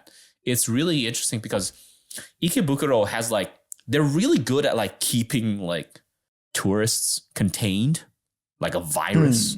Because there are like these long stretches in Ikebukuro where it's just like packed full of things, and you literally just take like one block over and it's like dead. You're just like, all right, that's cool. I like this. So Ikebukuro is pretty good. Itabashi. I don't remember Itabashi. I don't remember anything in Itabashi. Does Ikebukuro still have like a lot of like female otaku? Like, it's hard to tell, honestly. It's hard to tell because there's like yes, there is. Yes. Okay. So I'm going to say yes, there is, because when I went to the Animate Cafe, which is the site of the original like Animate, when I went to the Animate Cafe, first of all, it was reservations only. So I got pushed away, but like every single person in that cafe was a woman. Like every single person in that cafe was a woman. So for anyone listening who doesn't know, Ikebukuro has what's known as Otome Road. Yes. Yeah, which is like basically kind of was like at one point it was like the Fujoshi equivalent of like Akihabara. Like they kind of like went and did their own thing essentially, and now it's just more. From what I've heard, it seems like it's just more anime than Akihabara really is at this point. Yeah, it's actually kind of huge. Like the places that like sell anime in Ikebukuro are like massive, and like the Animate there is like massive. And I remember when I went to the Animate to get more footage for the Galbraith video, I went to the Animate there in Ikebukuro, like the big one. And there was like a section that was like nearly a whole floor of just like blue lock, and I'm just like, oh shit, dude, ladies love blue lock. The ladies love blue lock. Yeah, it was like a turf war between like blue lock and Jujutsu Kaisen. Like that was like the turf war on that one floor at Ikebukuro Animate. How many awards are left? I don't remember. I'm just looking at a map of Tokyo Awards, and I'm just trying to list up the things that I remember. What's an Adachi? I don't remember what's an Adachi. I feel like I've been there though. Adachi? The most famous is Kitasenju. Maybe I haven't been here. Maybe I have been here. I don't remember. I think Arakawa Under the Bridge happened in Adachi. Oh, have you gone to any like pilgrimage sites? Like, have you gone to like any specific places, even just around you, that have been in an anime? I guess only there's not a lot. Like what Silver Spoon? And, I can think of a handful of anime that take place in Hokkaido. Yeah, like Silver Spoon, Hokkaido Gals. I've been to Tomakomai, home of documentary Erased. And you keep describing it as a documentary. I've literally been to spoilers, slight spoilers for the show Erased. I've been to the sites where like they found the girl's body. And I was like, oh, there it is. There's the body. There's the body side. I mean, to be fair, that's not any different from like Japanese people coming to the town Twin Peaks was shot in and going to like the spot where Laura Palmer's body was found and taking pictures. Like, there it is. But I'm just imagining like them putting up like a little, like the cutout of the character, like they just put her body there. There it is. There it is. It's like, yeah, it's got one of those like photo signs where it's just like, this is the correct way to pose around the body to get the best image. The white outline just standing up. Yeah.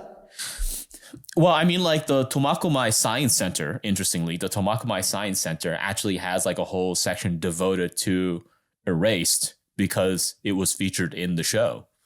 No. You know? So they're still hanging on it. Still hanging. How old is Erased now? That came out like, is that 2016? I think the manga came out in 2016 or something. I don't remember. But yeah, Erased is almost a 10-year-old show. Yeah. But so I've been to a few places. I really do want to go to the place in Nagano where I really want to go to the place in Nagano where they eat bugs, by the way. Let me be clear. Where they eat bugs. People eat bugs in Nagano. And before anybody comes at me and says, that sounds a little culturally insensitive. That sounds a little racist there, Joe. Let me be clear. I have been told this multiple times, unprompted, by other Japanese people. And then they will pull up photos of them holding an ice cream cone with locusts coming out of it. And then they'll say, people actually eat these in Nagano. So are they? Well, they must be good, right? I have no idea. I've never been to Nagano. I need to go. You gotta go to Nagano and try their bug ice cream. Bug ice cream. And they always tell me, they're just like, yeah, people in Nagano are like super proud of this ice cream. I was like, this just looks like a vanilla cone with like grasshoppers sticking out of it. Come on, man.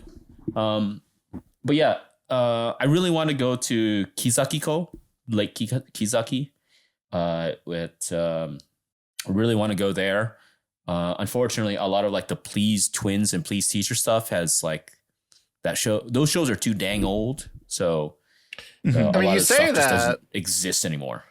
I know. I forget where Tamayura is, but they still have shit up for Tamayura in that prefecture. Well, that's because Tamayura is like a media property with like a lineage and you know, it's art. Okay. Unlike a Please Teacher and Unlike Please Teacher, Please Twins. You know, that's those shows don't say anything. All right, as Okay. as the people who have responded to my videos have very vehemently argued. All right, those shows are just ditty material. All right, so I can understand why Tamayura remains. Well, I think I can't fucking find where it takes place. This is kind of pissing me off. Have you been to the Higurashi town? I haven't. I haven't, and the reason why is because I really want to like work on my Mandarin, because I know that the people of the Higurashi town are not fans of people who are fans of Higurashi. That's so. Yeah. Okay. I feel like it would be a great double whammy if not only I went there because of Higurashi, but I also spoke Mandarin the entire time. Okay. Tamayura takes place in Hiroshima Prefecture in Takehara. Ooh. Which I think is like the only anime that takes place in Takehara, which is probably the reason why they still have Tamayura stuff up. Which, honestly, Takehara looks like it'd be kind of cool to visit. I don't know about stay there. I don't know what you would do there, but it looks really cool. Like, just the town layout. Like, maybe just drive through there. I don't know. Just drive through. What are some other like famous like Seiki Junrei spots in Japan? I'm trying to think. Full Metal Alchemist and every I Knew Village. Wait. Like Golden Kamui, basically. Yeah, Golden Kamui and every I Knew Museum. Every I Knew Museum. It's like Dune fans when they see a Muslim. I know the shrine in Chihayafuru is kind of a popular spot. But one thing I really gotta mention while it's like boiling in my brain right now is I understand why foreign content creators in Japan make the content they do, because if you are like a singular YouTuber with like a small to middle sized channel, you're living on hard mode trying to like create content that's like actually meaningful in any capacity. Like, dude, it's crazy here. It's so crazy here. I'm trying to get like interviews of like, I'm trying to get at least, because I'm working on a video about content creation in Hokkaido, because Hokkaido is really interesting because so much of like really strong Japanese culture comes from Hokkaido, but not many people, even people who are Japanese, know that it comes from Hokkaido. Like, for example, like Full Metal Alchemist is based upon like Hokkaido. Silver Spoon, which is actually quite popular in Japan, is, Hokkaido. Hatsune Miku is based out of Sapporo. She's the headquarters for Krypton is out of Sapporo. So there's like a lot of stuff that's like Hokkaido, but it's like kind of subsumed into like the greater Japanese Tokyo core. And so I'm trying to make a video about like, what does it mean to like create or talk about like content media that comes from Hokkaido. And it's like wildly difficult because I'm trying to get at least one Ainu museum to like talk to me. And like, they're always just like, I'm sorry, we don't really like work with like YouTubers and so on and so forth. And it's like really difficult. Like, you gotta get somebody who can handle PR or something like that. Also, very cool stuff. Interviews here, you got to pay for. Yeah. You got to pay for your interviews. So you got to come in gun swinging, and you just got to be all like, how much is this? This is my budget. I can give you this much amount of money. What do you think? What is that also the case with that one woman I was telling you about who's like a judge for the Crunchyroll Anime Awards? Oh yeah. Yeah, Ryo. Yeah. Well, I mean, big ups to Ryo Koarai, because she did the interview for free. Oh hell yeah! Big ups, Rio. Big ups. I'm still working on the video. I don't think you'll ever be listening to this, but big ups. But I think I remember seeing you like talk about like it's like just really hard unless you're like old media, basically. Like if you tell them you're a YouTuber, they're like, no, thank you. Just lie. Yeah, it's just buy like a Fuji TV lanyard. What's that with Fuji TV? Have you considered just lying to people? Yeah. That's true. Yeah. It's a lot easier interestingly, it's a lot easier if you have like a print publication, like if you're just like, I'm a magazine. I'm an editor for a magazine. They'll be like, oh shit, magazine. That's a legitimate publication. But you tell them you're like a YouTuber and they're just like, we're okay. I don't know about this internet thing. I still got my fax machine. Yeah. Yeah. And dude, copyright in Japan is treated so much more seriously here. It's brutal. Cause like I'm talking with like some people with regards to like trying to talk about Erased. And they're just like, okay, we have to first go through Kadokawa before we can even agree to anything. Yeah. I'm just like, fuck, man. I gotta get on my knees and like ask Giguk to give me the rights to talk about Erased. What the fuck? I like this idea that like Giguk is a Kadokawa executive. He's just Kadokawa, He's Kadokawa. Giguk, please let me talk about Erased. So like even getting people like to talk about the show requires copyright clearance, basically. Yes. Cause like they don't like being like accidentally like caught off. They don't like accidentally saying the wrong thing. Mm-hmm. So they're just like, okay, what are the questions you want to ask? I send them the questions and it's like, okay, we're going to send these over to Kadokawa and then see what they think about it. Is that okay? And I'm just like, what if I say no?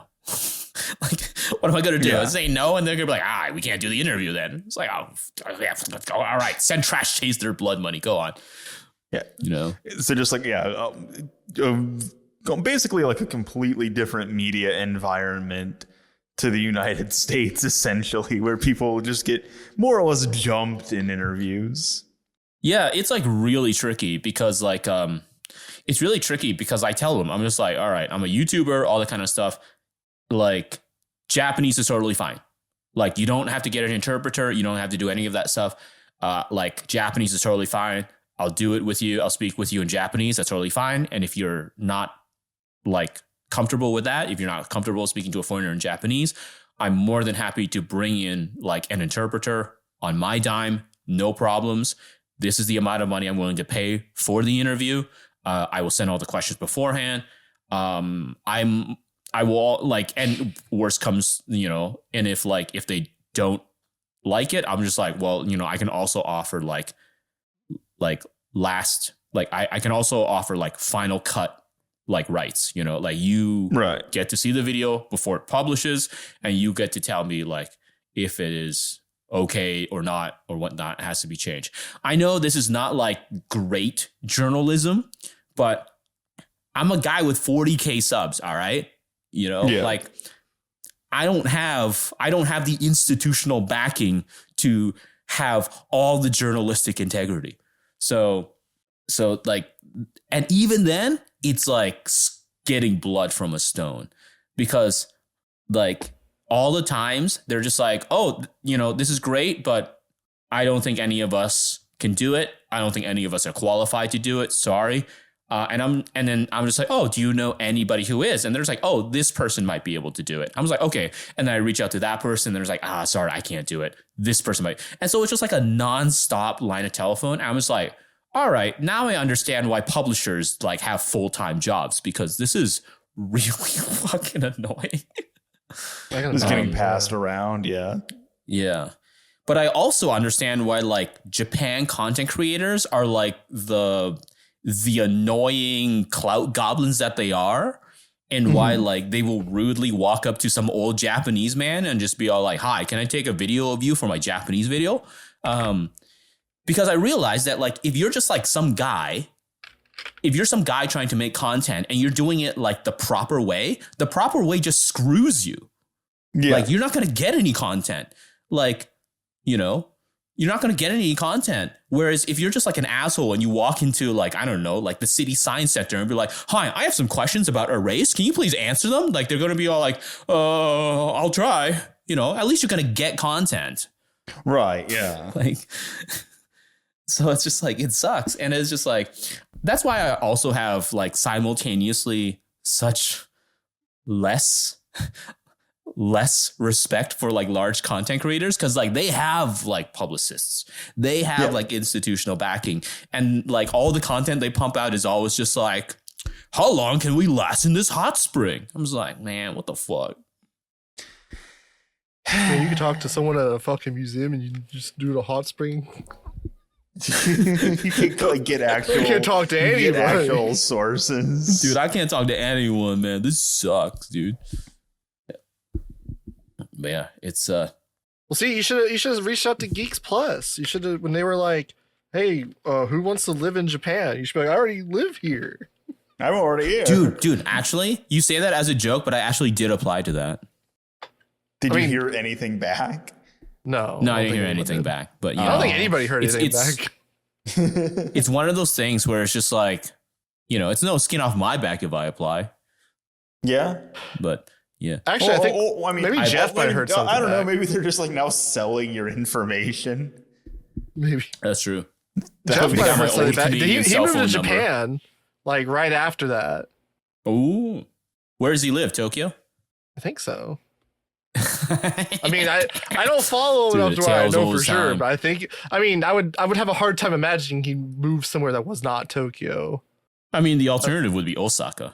You know, those are like the two big like content creator zones for like foreigners. It's like you live in Osaka, and then, you know, you live in Osaka and all of your, so like if you live in Tokyo, all of your content is just like, all of your content is stuff like, come with me as I go into this omakase shop, and then you won't believe how much it costs to get this thing.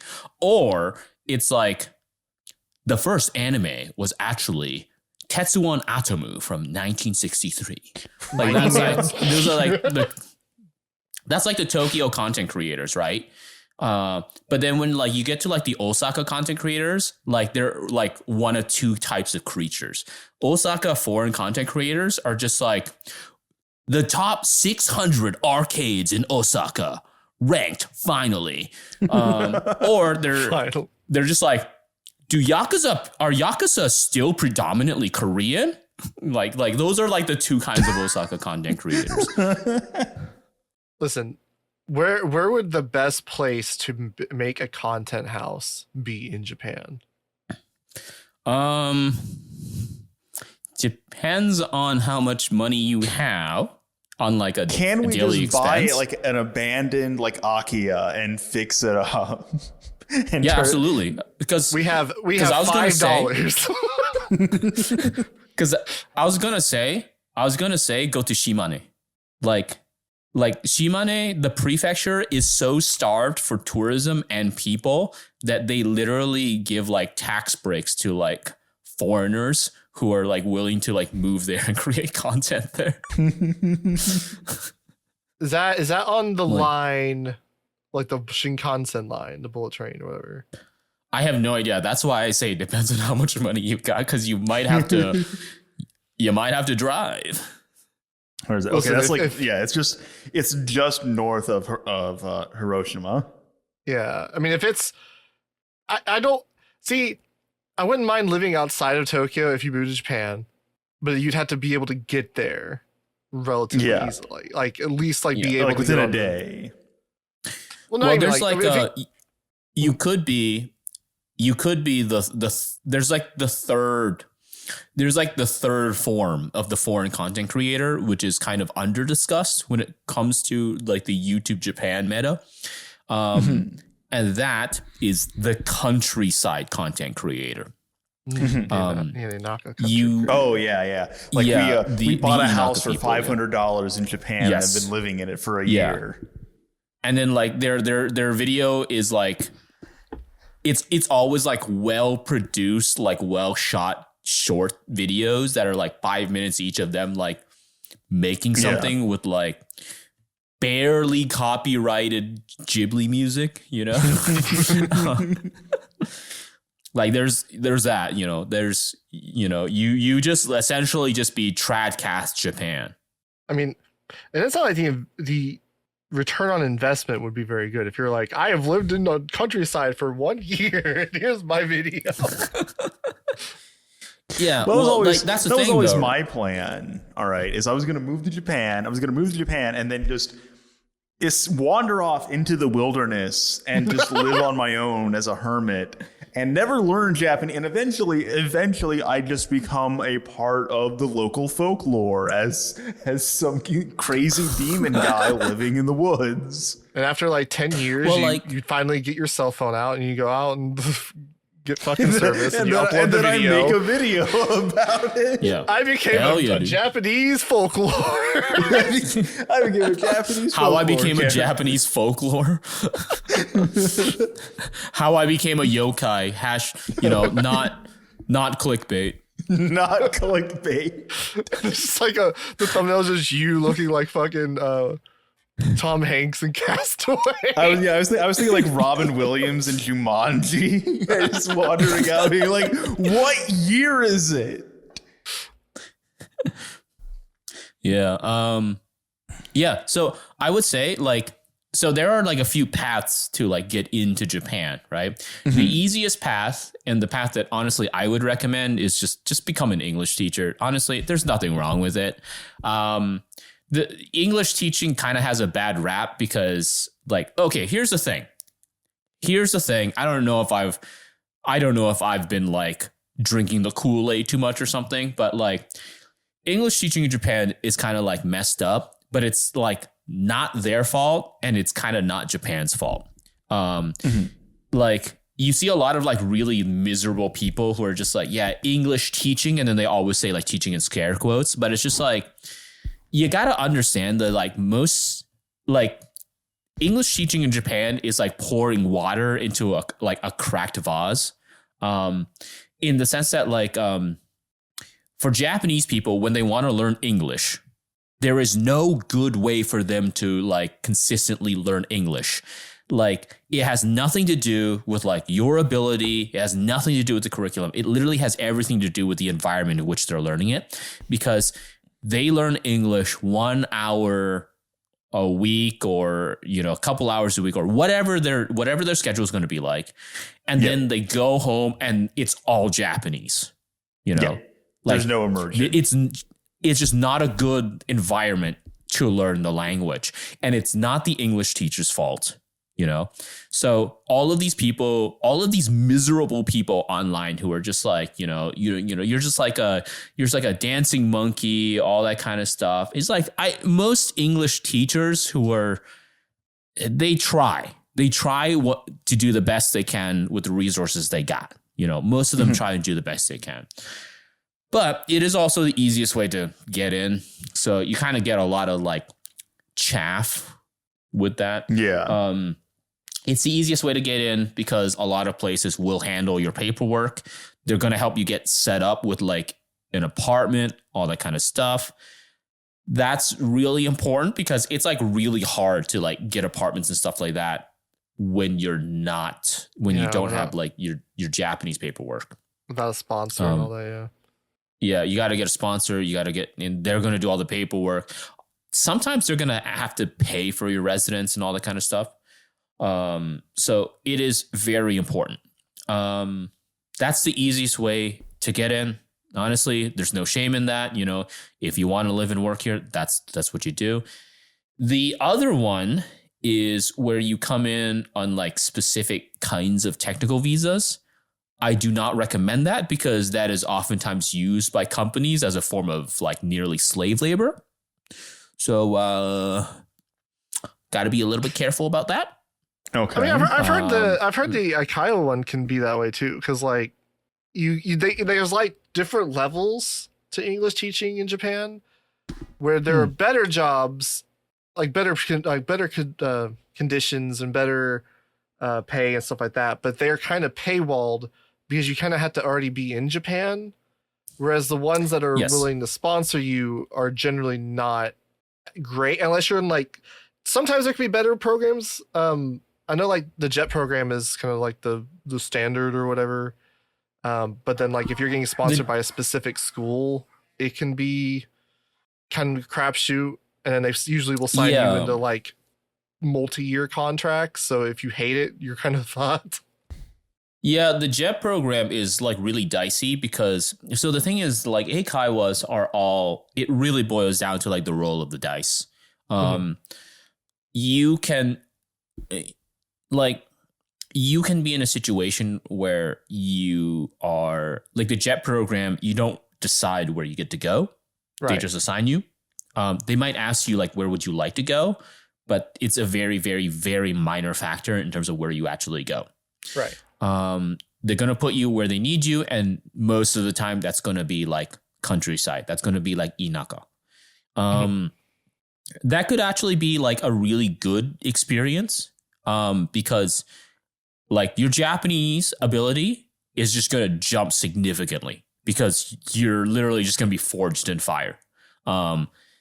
Like nobody's going to be able to speak. You're going to have the shittiest cell reception, you know, like you can't just pull up Google Translate or something. Like you're just going to have to learn it. So like that's like kind of good in a lot of weird ways. A lot of the Eikai, so there is a kind of like tier list when it comes to Eikaiwas. But it is very heavily, Eikaiwas are very decentralized in the sense that like it really boils down to the individual eikaiwa you land at. Because there are some people who have been like at a specific eikaiwa for like 10, 15, 20, 30 years. And it's not because they don't have any other skills. It's because like they're at a good eikaiwa. Like there are eikaiwas out there that are like legitimately like run or managed by people who care, who try and do their best, who are not toxic, who don't see foreigners as white monkeys. And so like, you know, it's, if you're at a good eikaiwa, it can actually be a pretty good gig for a long period of time. So it's very hit and miss in a lot of different ways. But yeah, it's a lot of the times the best English teaching positions are going to be walled off by two things. One, you have to already be in Japan.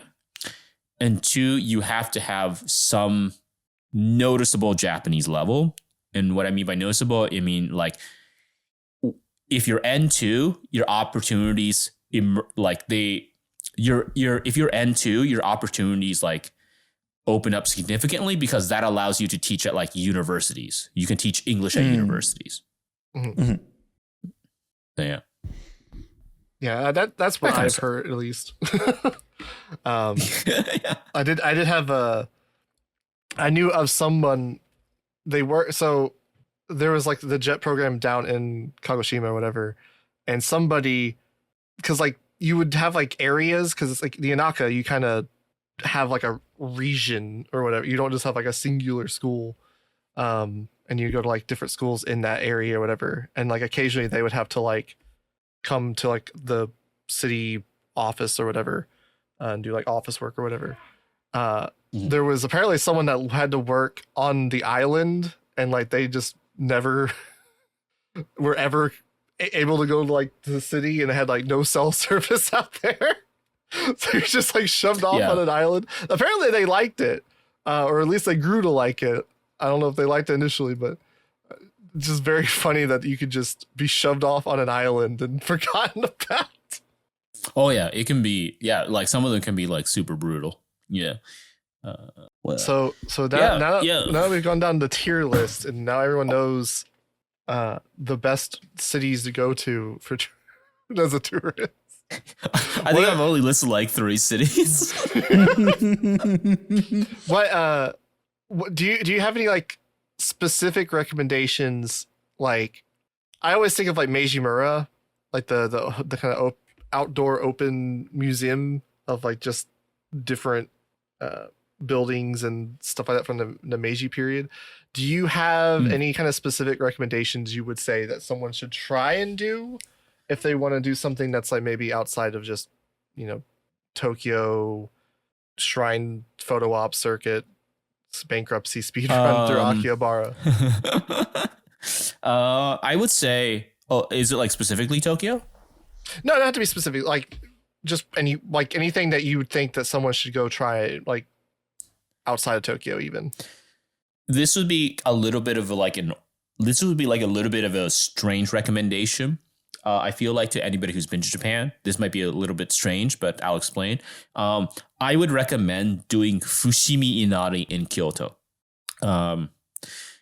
It's a little strange because anybody who knows Kyoto knows that Kyoto has like an over-tourism problem. And anybody who knows Fushimi Inari knows that it's like the top 3 in terms of like packed as hell Kyoto shrines. Yeah. So people would be like, why would you recommend that? And so what I would say is that I recommend Fushimi Inari if you are willing to climb the whole way, because like around the halfway point, tourists give up. Like you go halfway and then like the amount of like people there just drop precipitously. So it's actually kind of a great experience if you're just willing to like tank out the first half, because the first half is just obnoxious like tourist stuff. But then like as you keep going, like it just exponentially drops off to the point where like it feels like a quiet like nature hike. And it's also like super funny in a lot of ways because yeah, you know, it's like what, 10,000 Torii shrines or something. And all the Torii shrines have like the names of like all the companies that have helped the shrine. So they write the names of all the companies. So it's always hilarious seeing the names of these companies sometimes, because sometimes they're just like local companies or sometimes they're bigger companies. Or, you know, sometimes it's like the name of like a sex shop.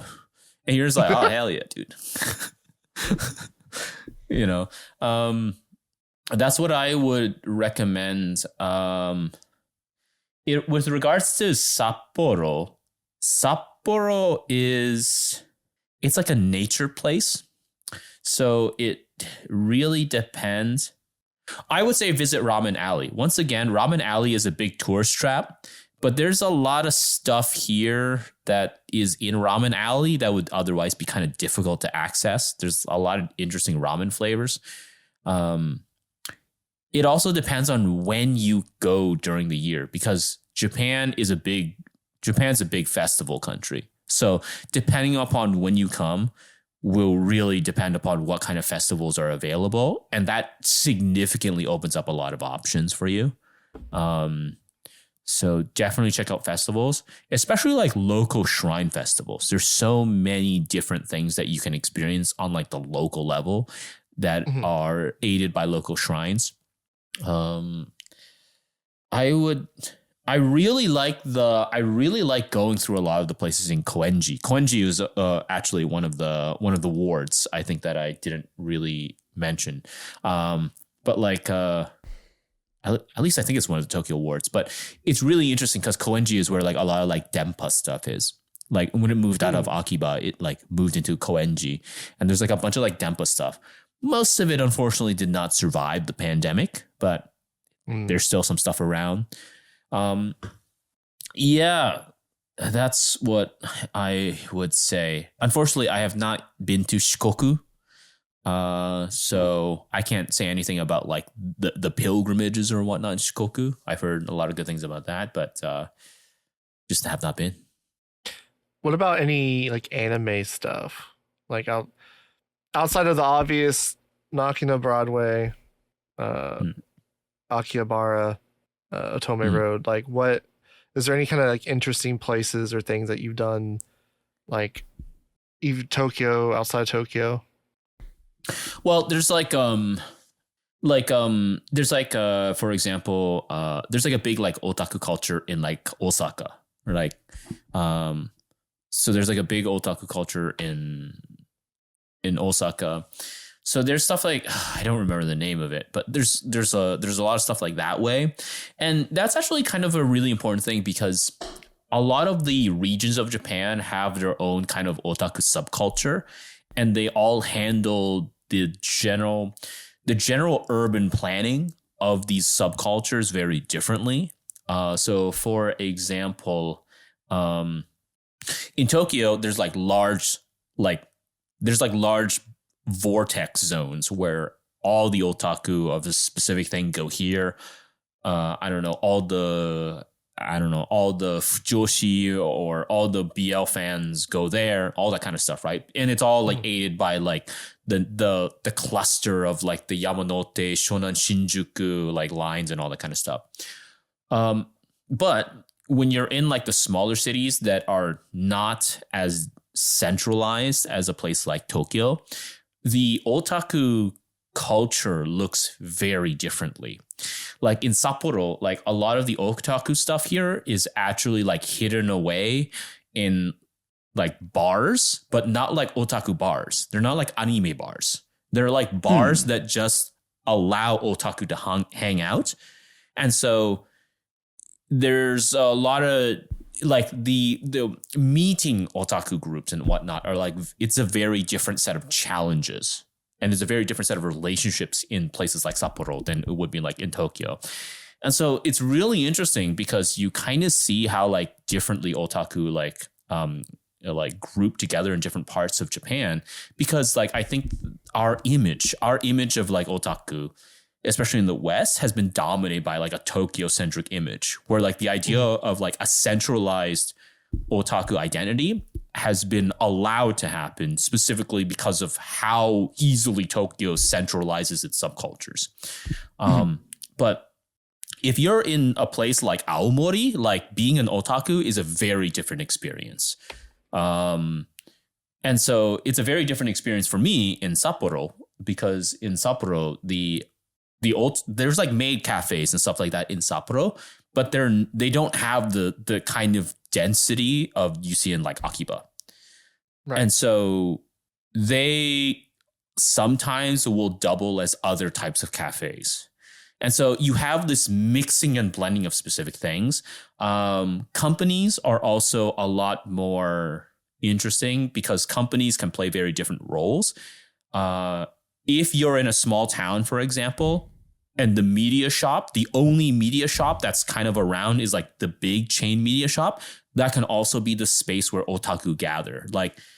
I live kind of near a Geo, which is it's a media rental shop that also sells media stuff.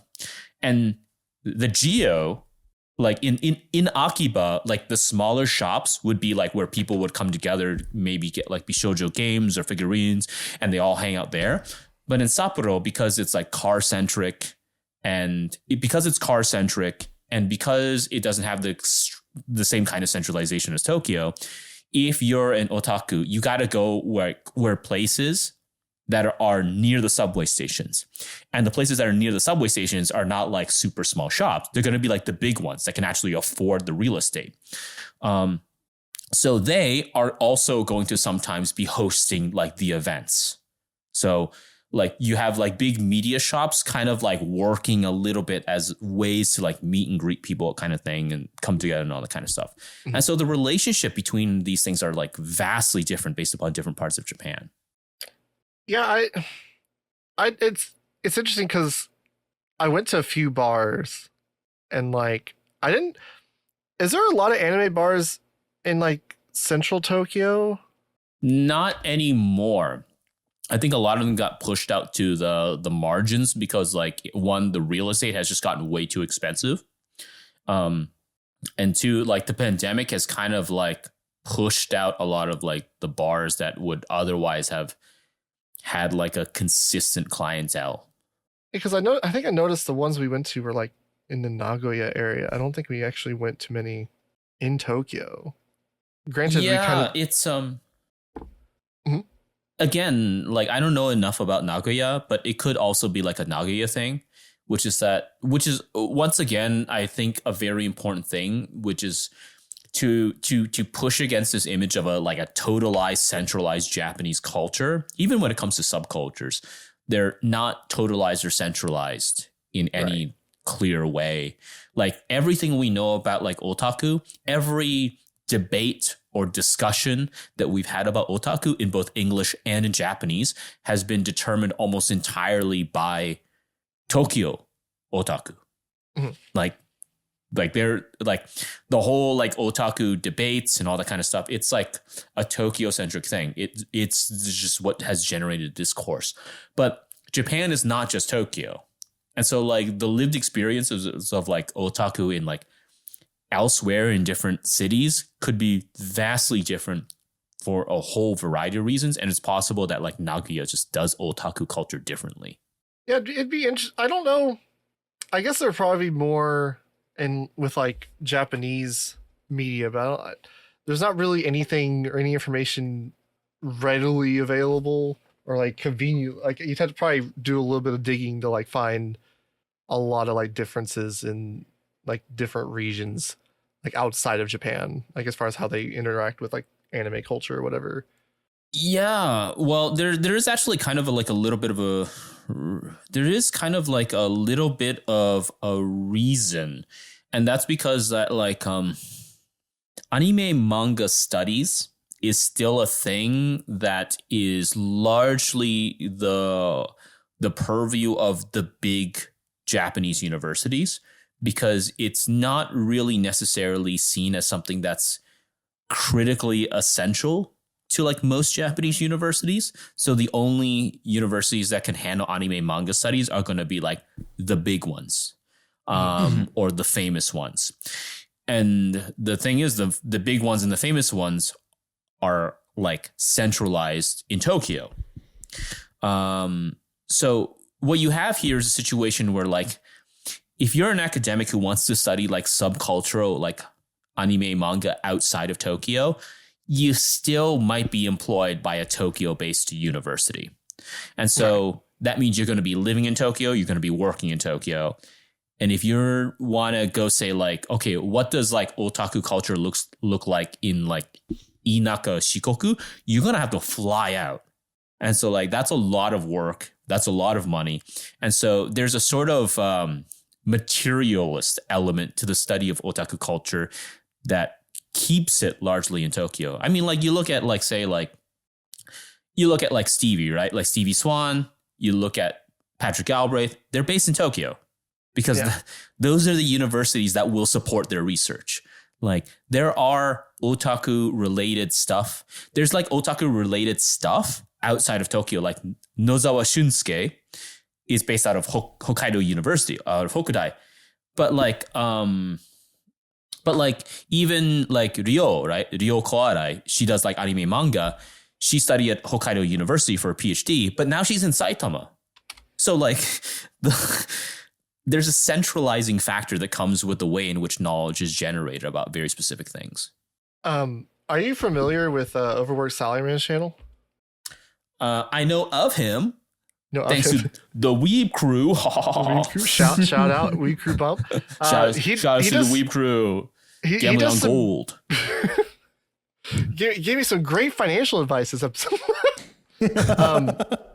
He does some interesting stuff where he will go to like just random like events.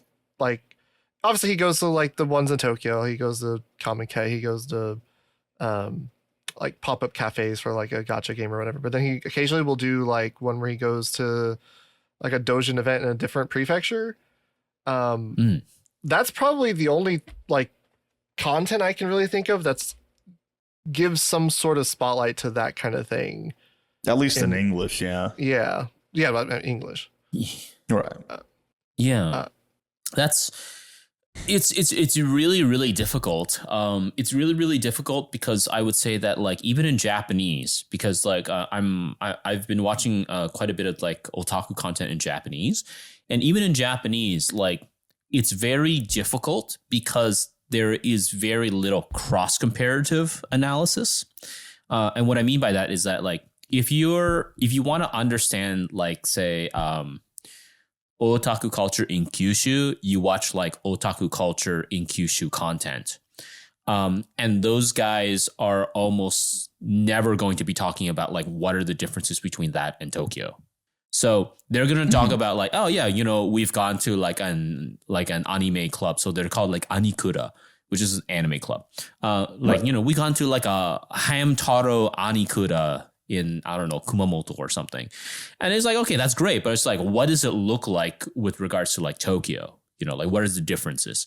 And that's like kind of a bridge that like is very difficult to connect unless you are like doing an active cross-comparative analysis of the two.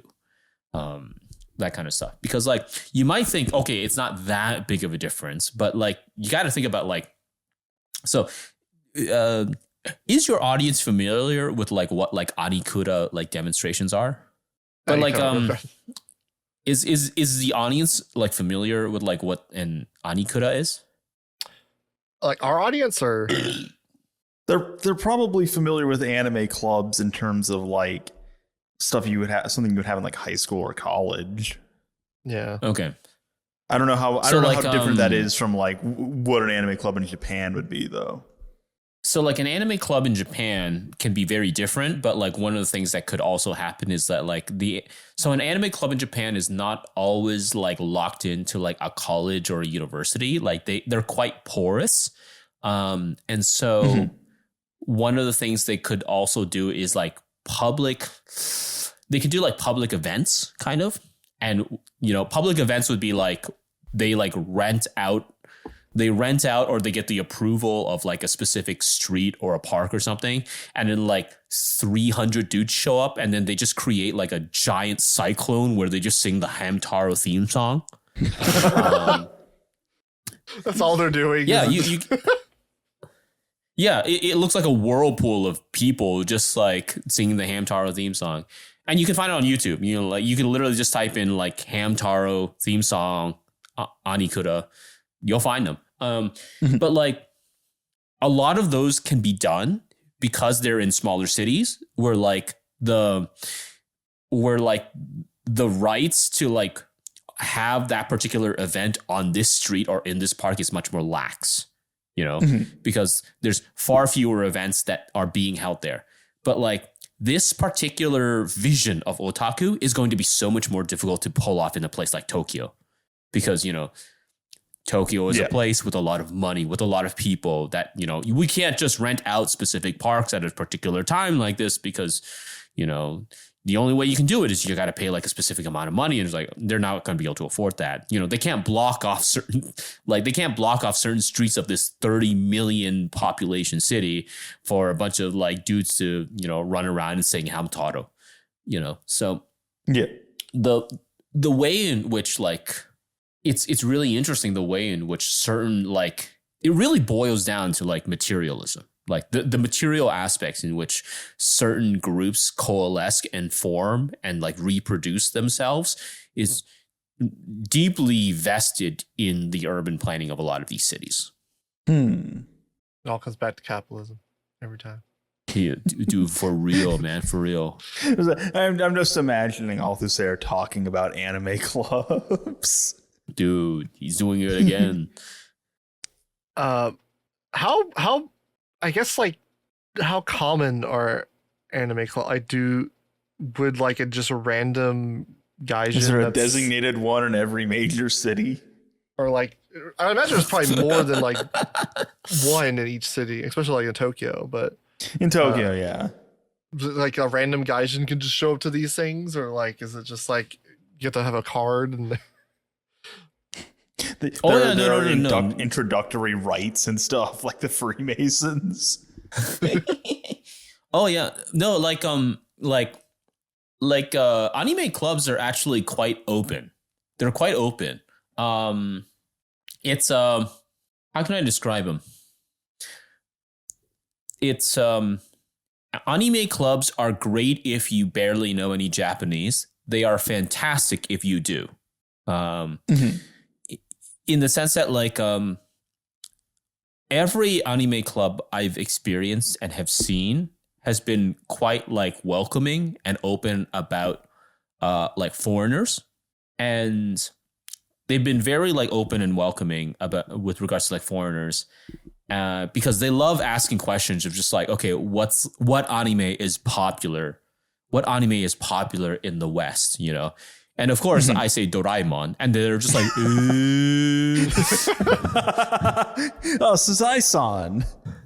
the Sazai-san, yeah, you know, dude, everybody, dude, Sazai-san, you had that in North America. Do you ever just I gaslight? say, Oh yeah, dude, it's all the rage. You ever just gaslight him? You're just like, oh, it's Tori and the Golden Egg. That's the biggest anime in central Poland right now. I think so I don't try to gaslight them, but there have been like very interesting like experiences where I'll mention stuff like I'll mention stuff like Ghost in the Shell. I'll be like, yeah, Ghost in the Shell is like really big in the West, and then they'll be all like Ghost in the Shell, you know, who's that by? I'm like, Mamoru Oshii. And there's like, Mamoru Oshii. Who's, okay, I don't remember that. And I'll be like, well, it's the Japanese name is Kokaku Kidotai. And they're just like, Kokaku Kidotai. And then they'll like pull it up on their phone and they're like, Ghost in the Shell. I was like, oh my God, what the fuck? Moral of the story, put on a very racist accent whenever you're trying to tell them what Whenever anime you you're like. describing some anime, Dude, it's people. Oh, I'll be perfect at that. That part has tripped me up so many times. I'm just like, do I try and pronounce this?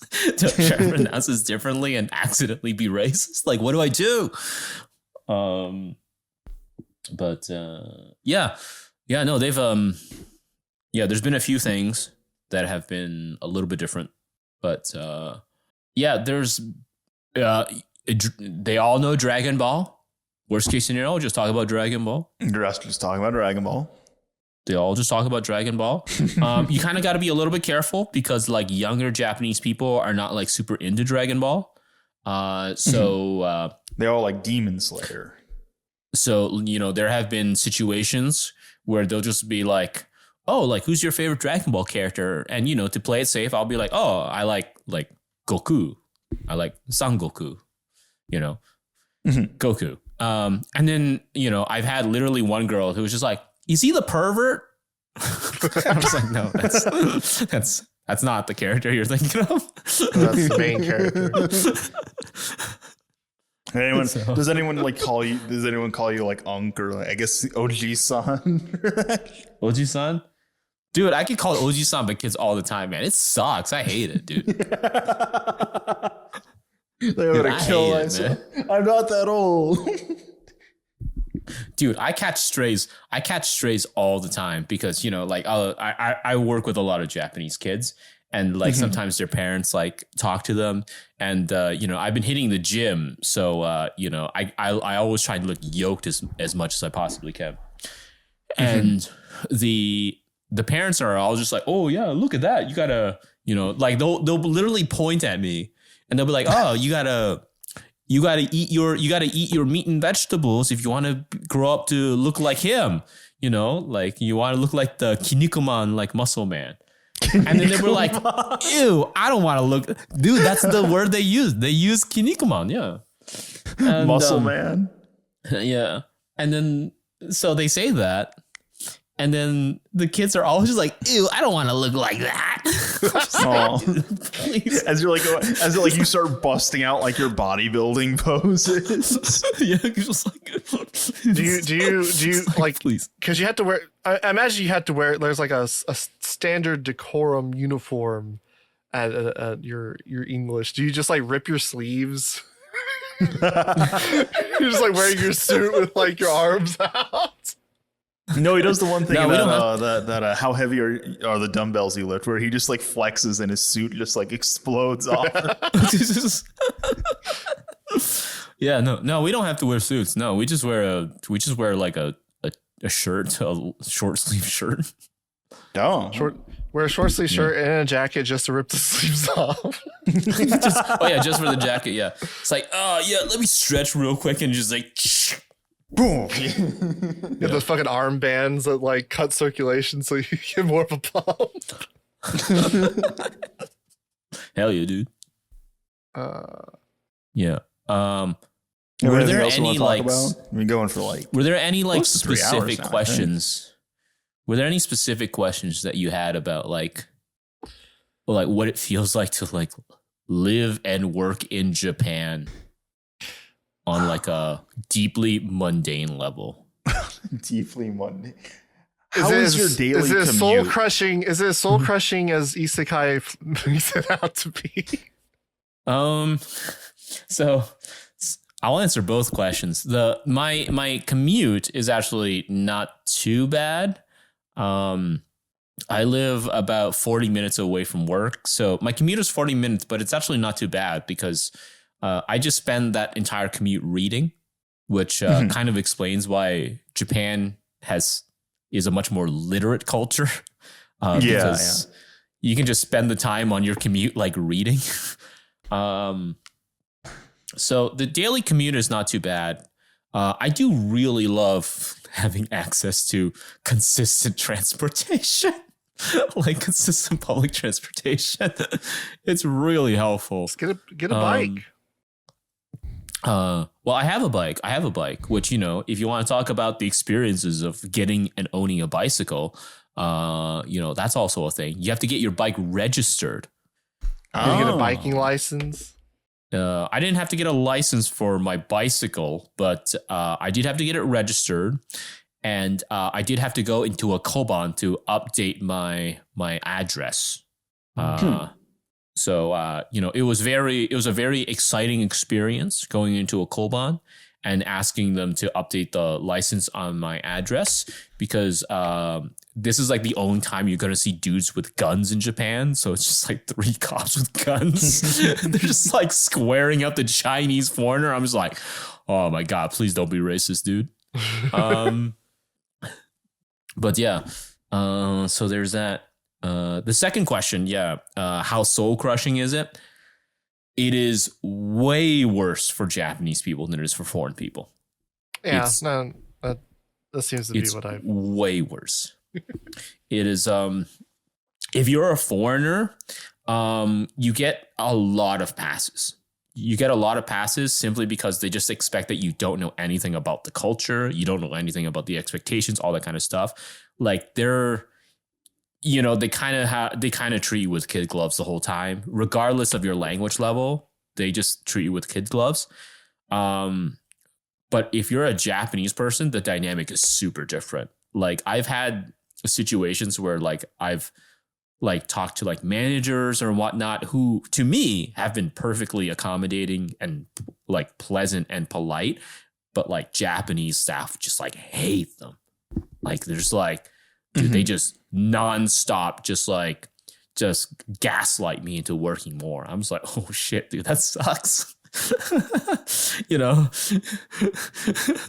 like they'll just be all like, Joe, you have to go home. You have to go home at a healthy time. We're like, oh, okay. Oh, you insist. All right. But then there's just like the Japanese workers. I was like, man, I feel so bad. So yeah, I feel like that's kind of the thing that you don't really get to see from like full-time content creators, just like how bad it is, like the regular Japanese work life kind of is.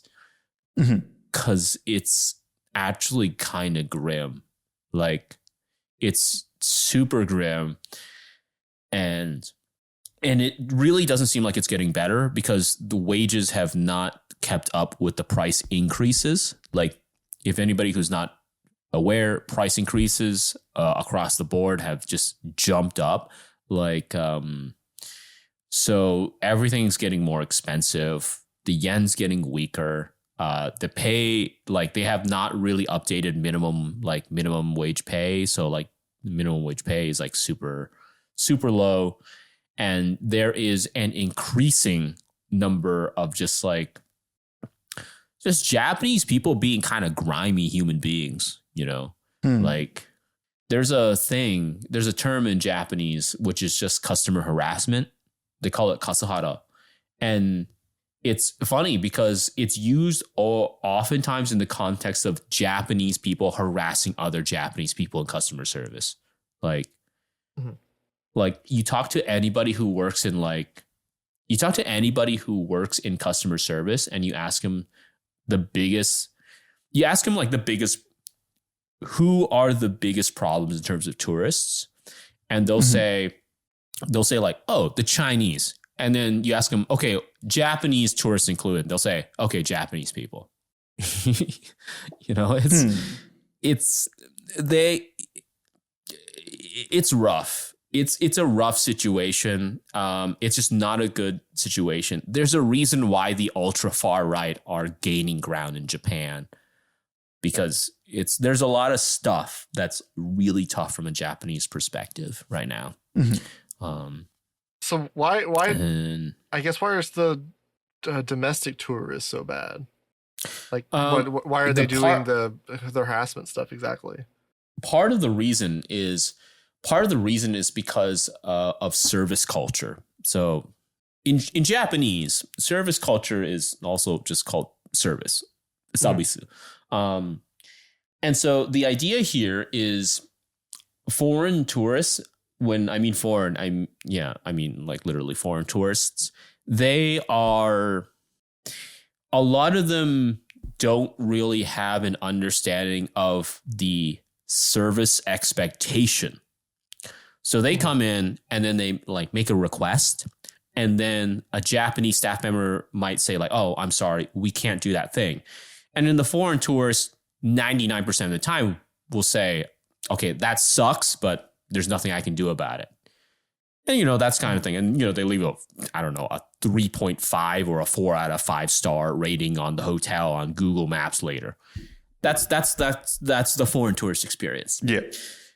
When it comes to a Japanese person, if a Japanese person goes into like, say, an inn or something, and then the Japanese staff says, I'm sorry, we can't do that. The Japanese staff immediately escalates to the manager. The manager says, I'm sorry, we can't do that. And the Japanese staff requests the manager to literally dogaza to show how sincere he is about that issue. So it's like super fucked up. And before anybody accuses me of being like weirdly Orientalist, this has happened multiple times. This is a problem. So, and the reason why is because like Japanese people have an understanding about the standard of service culture that they are quote unquote expected to provide.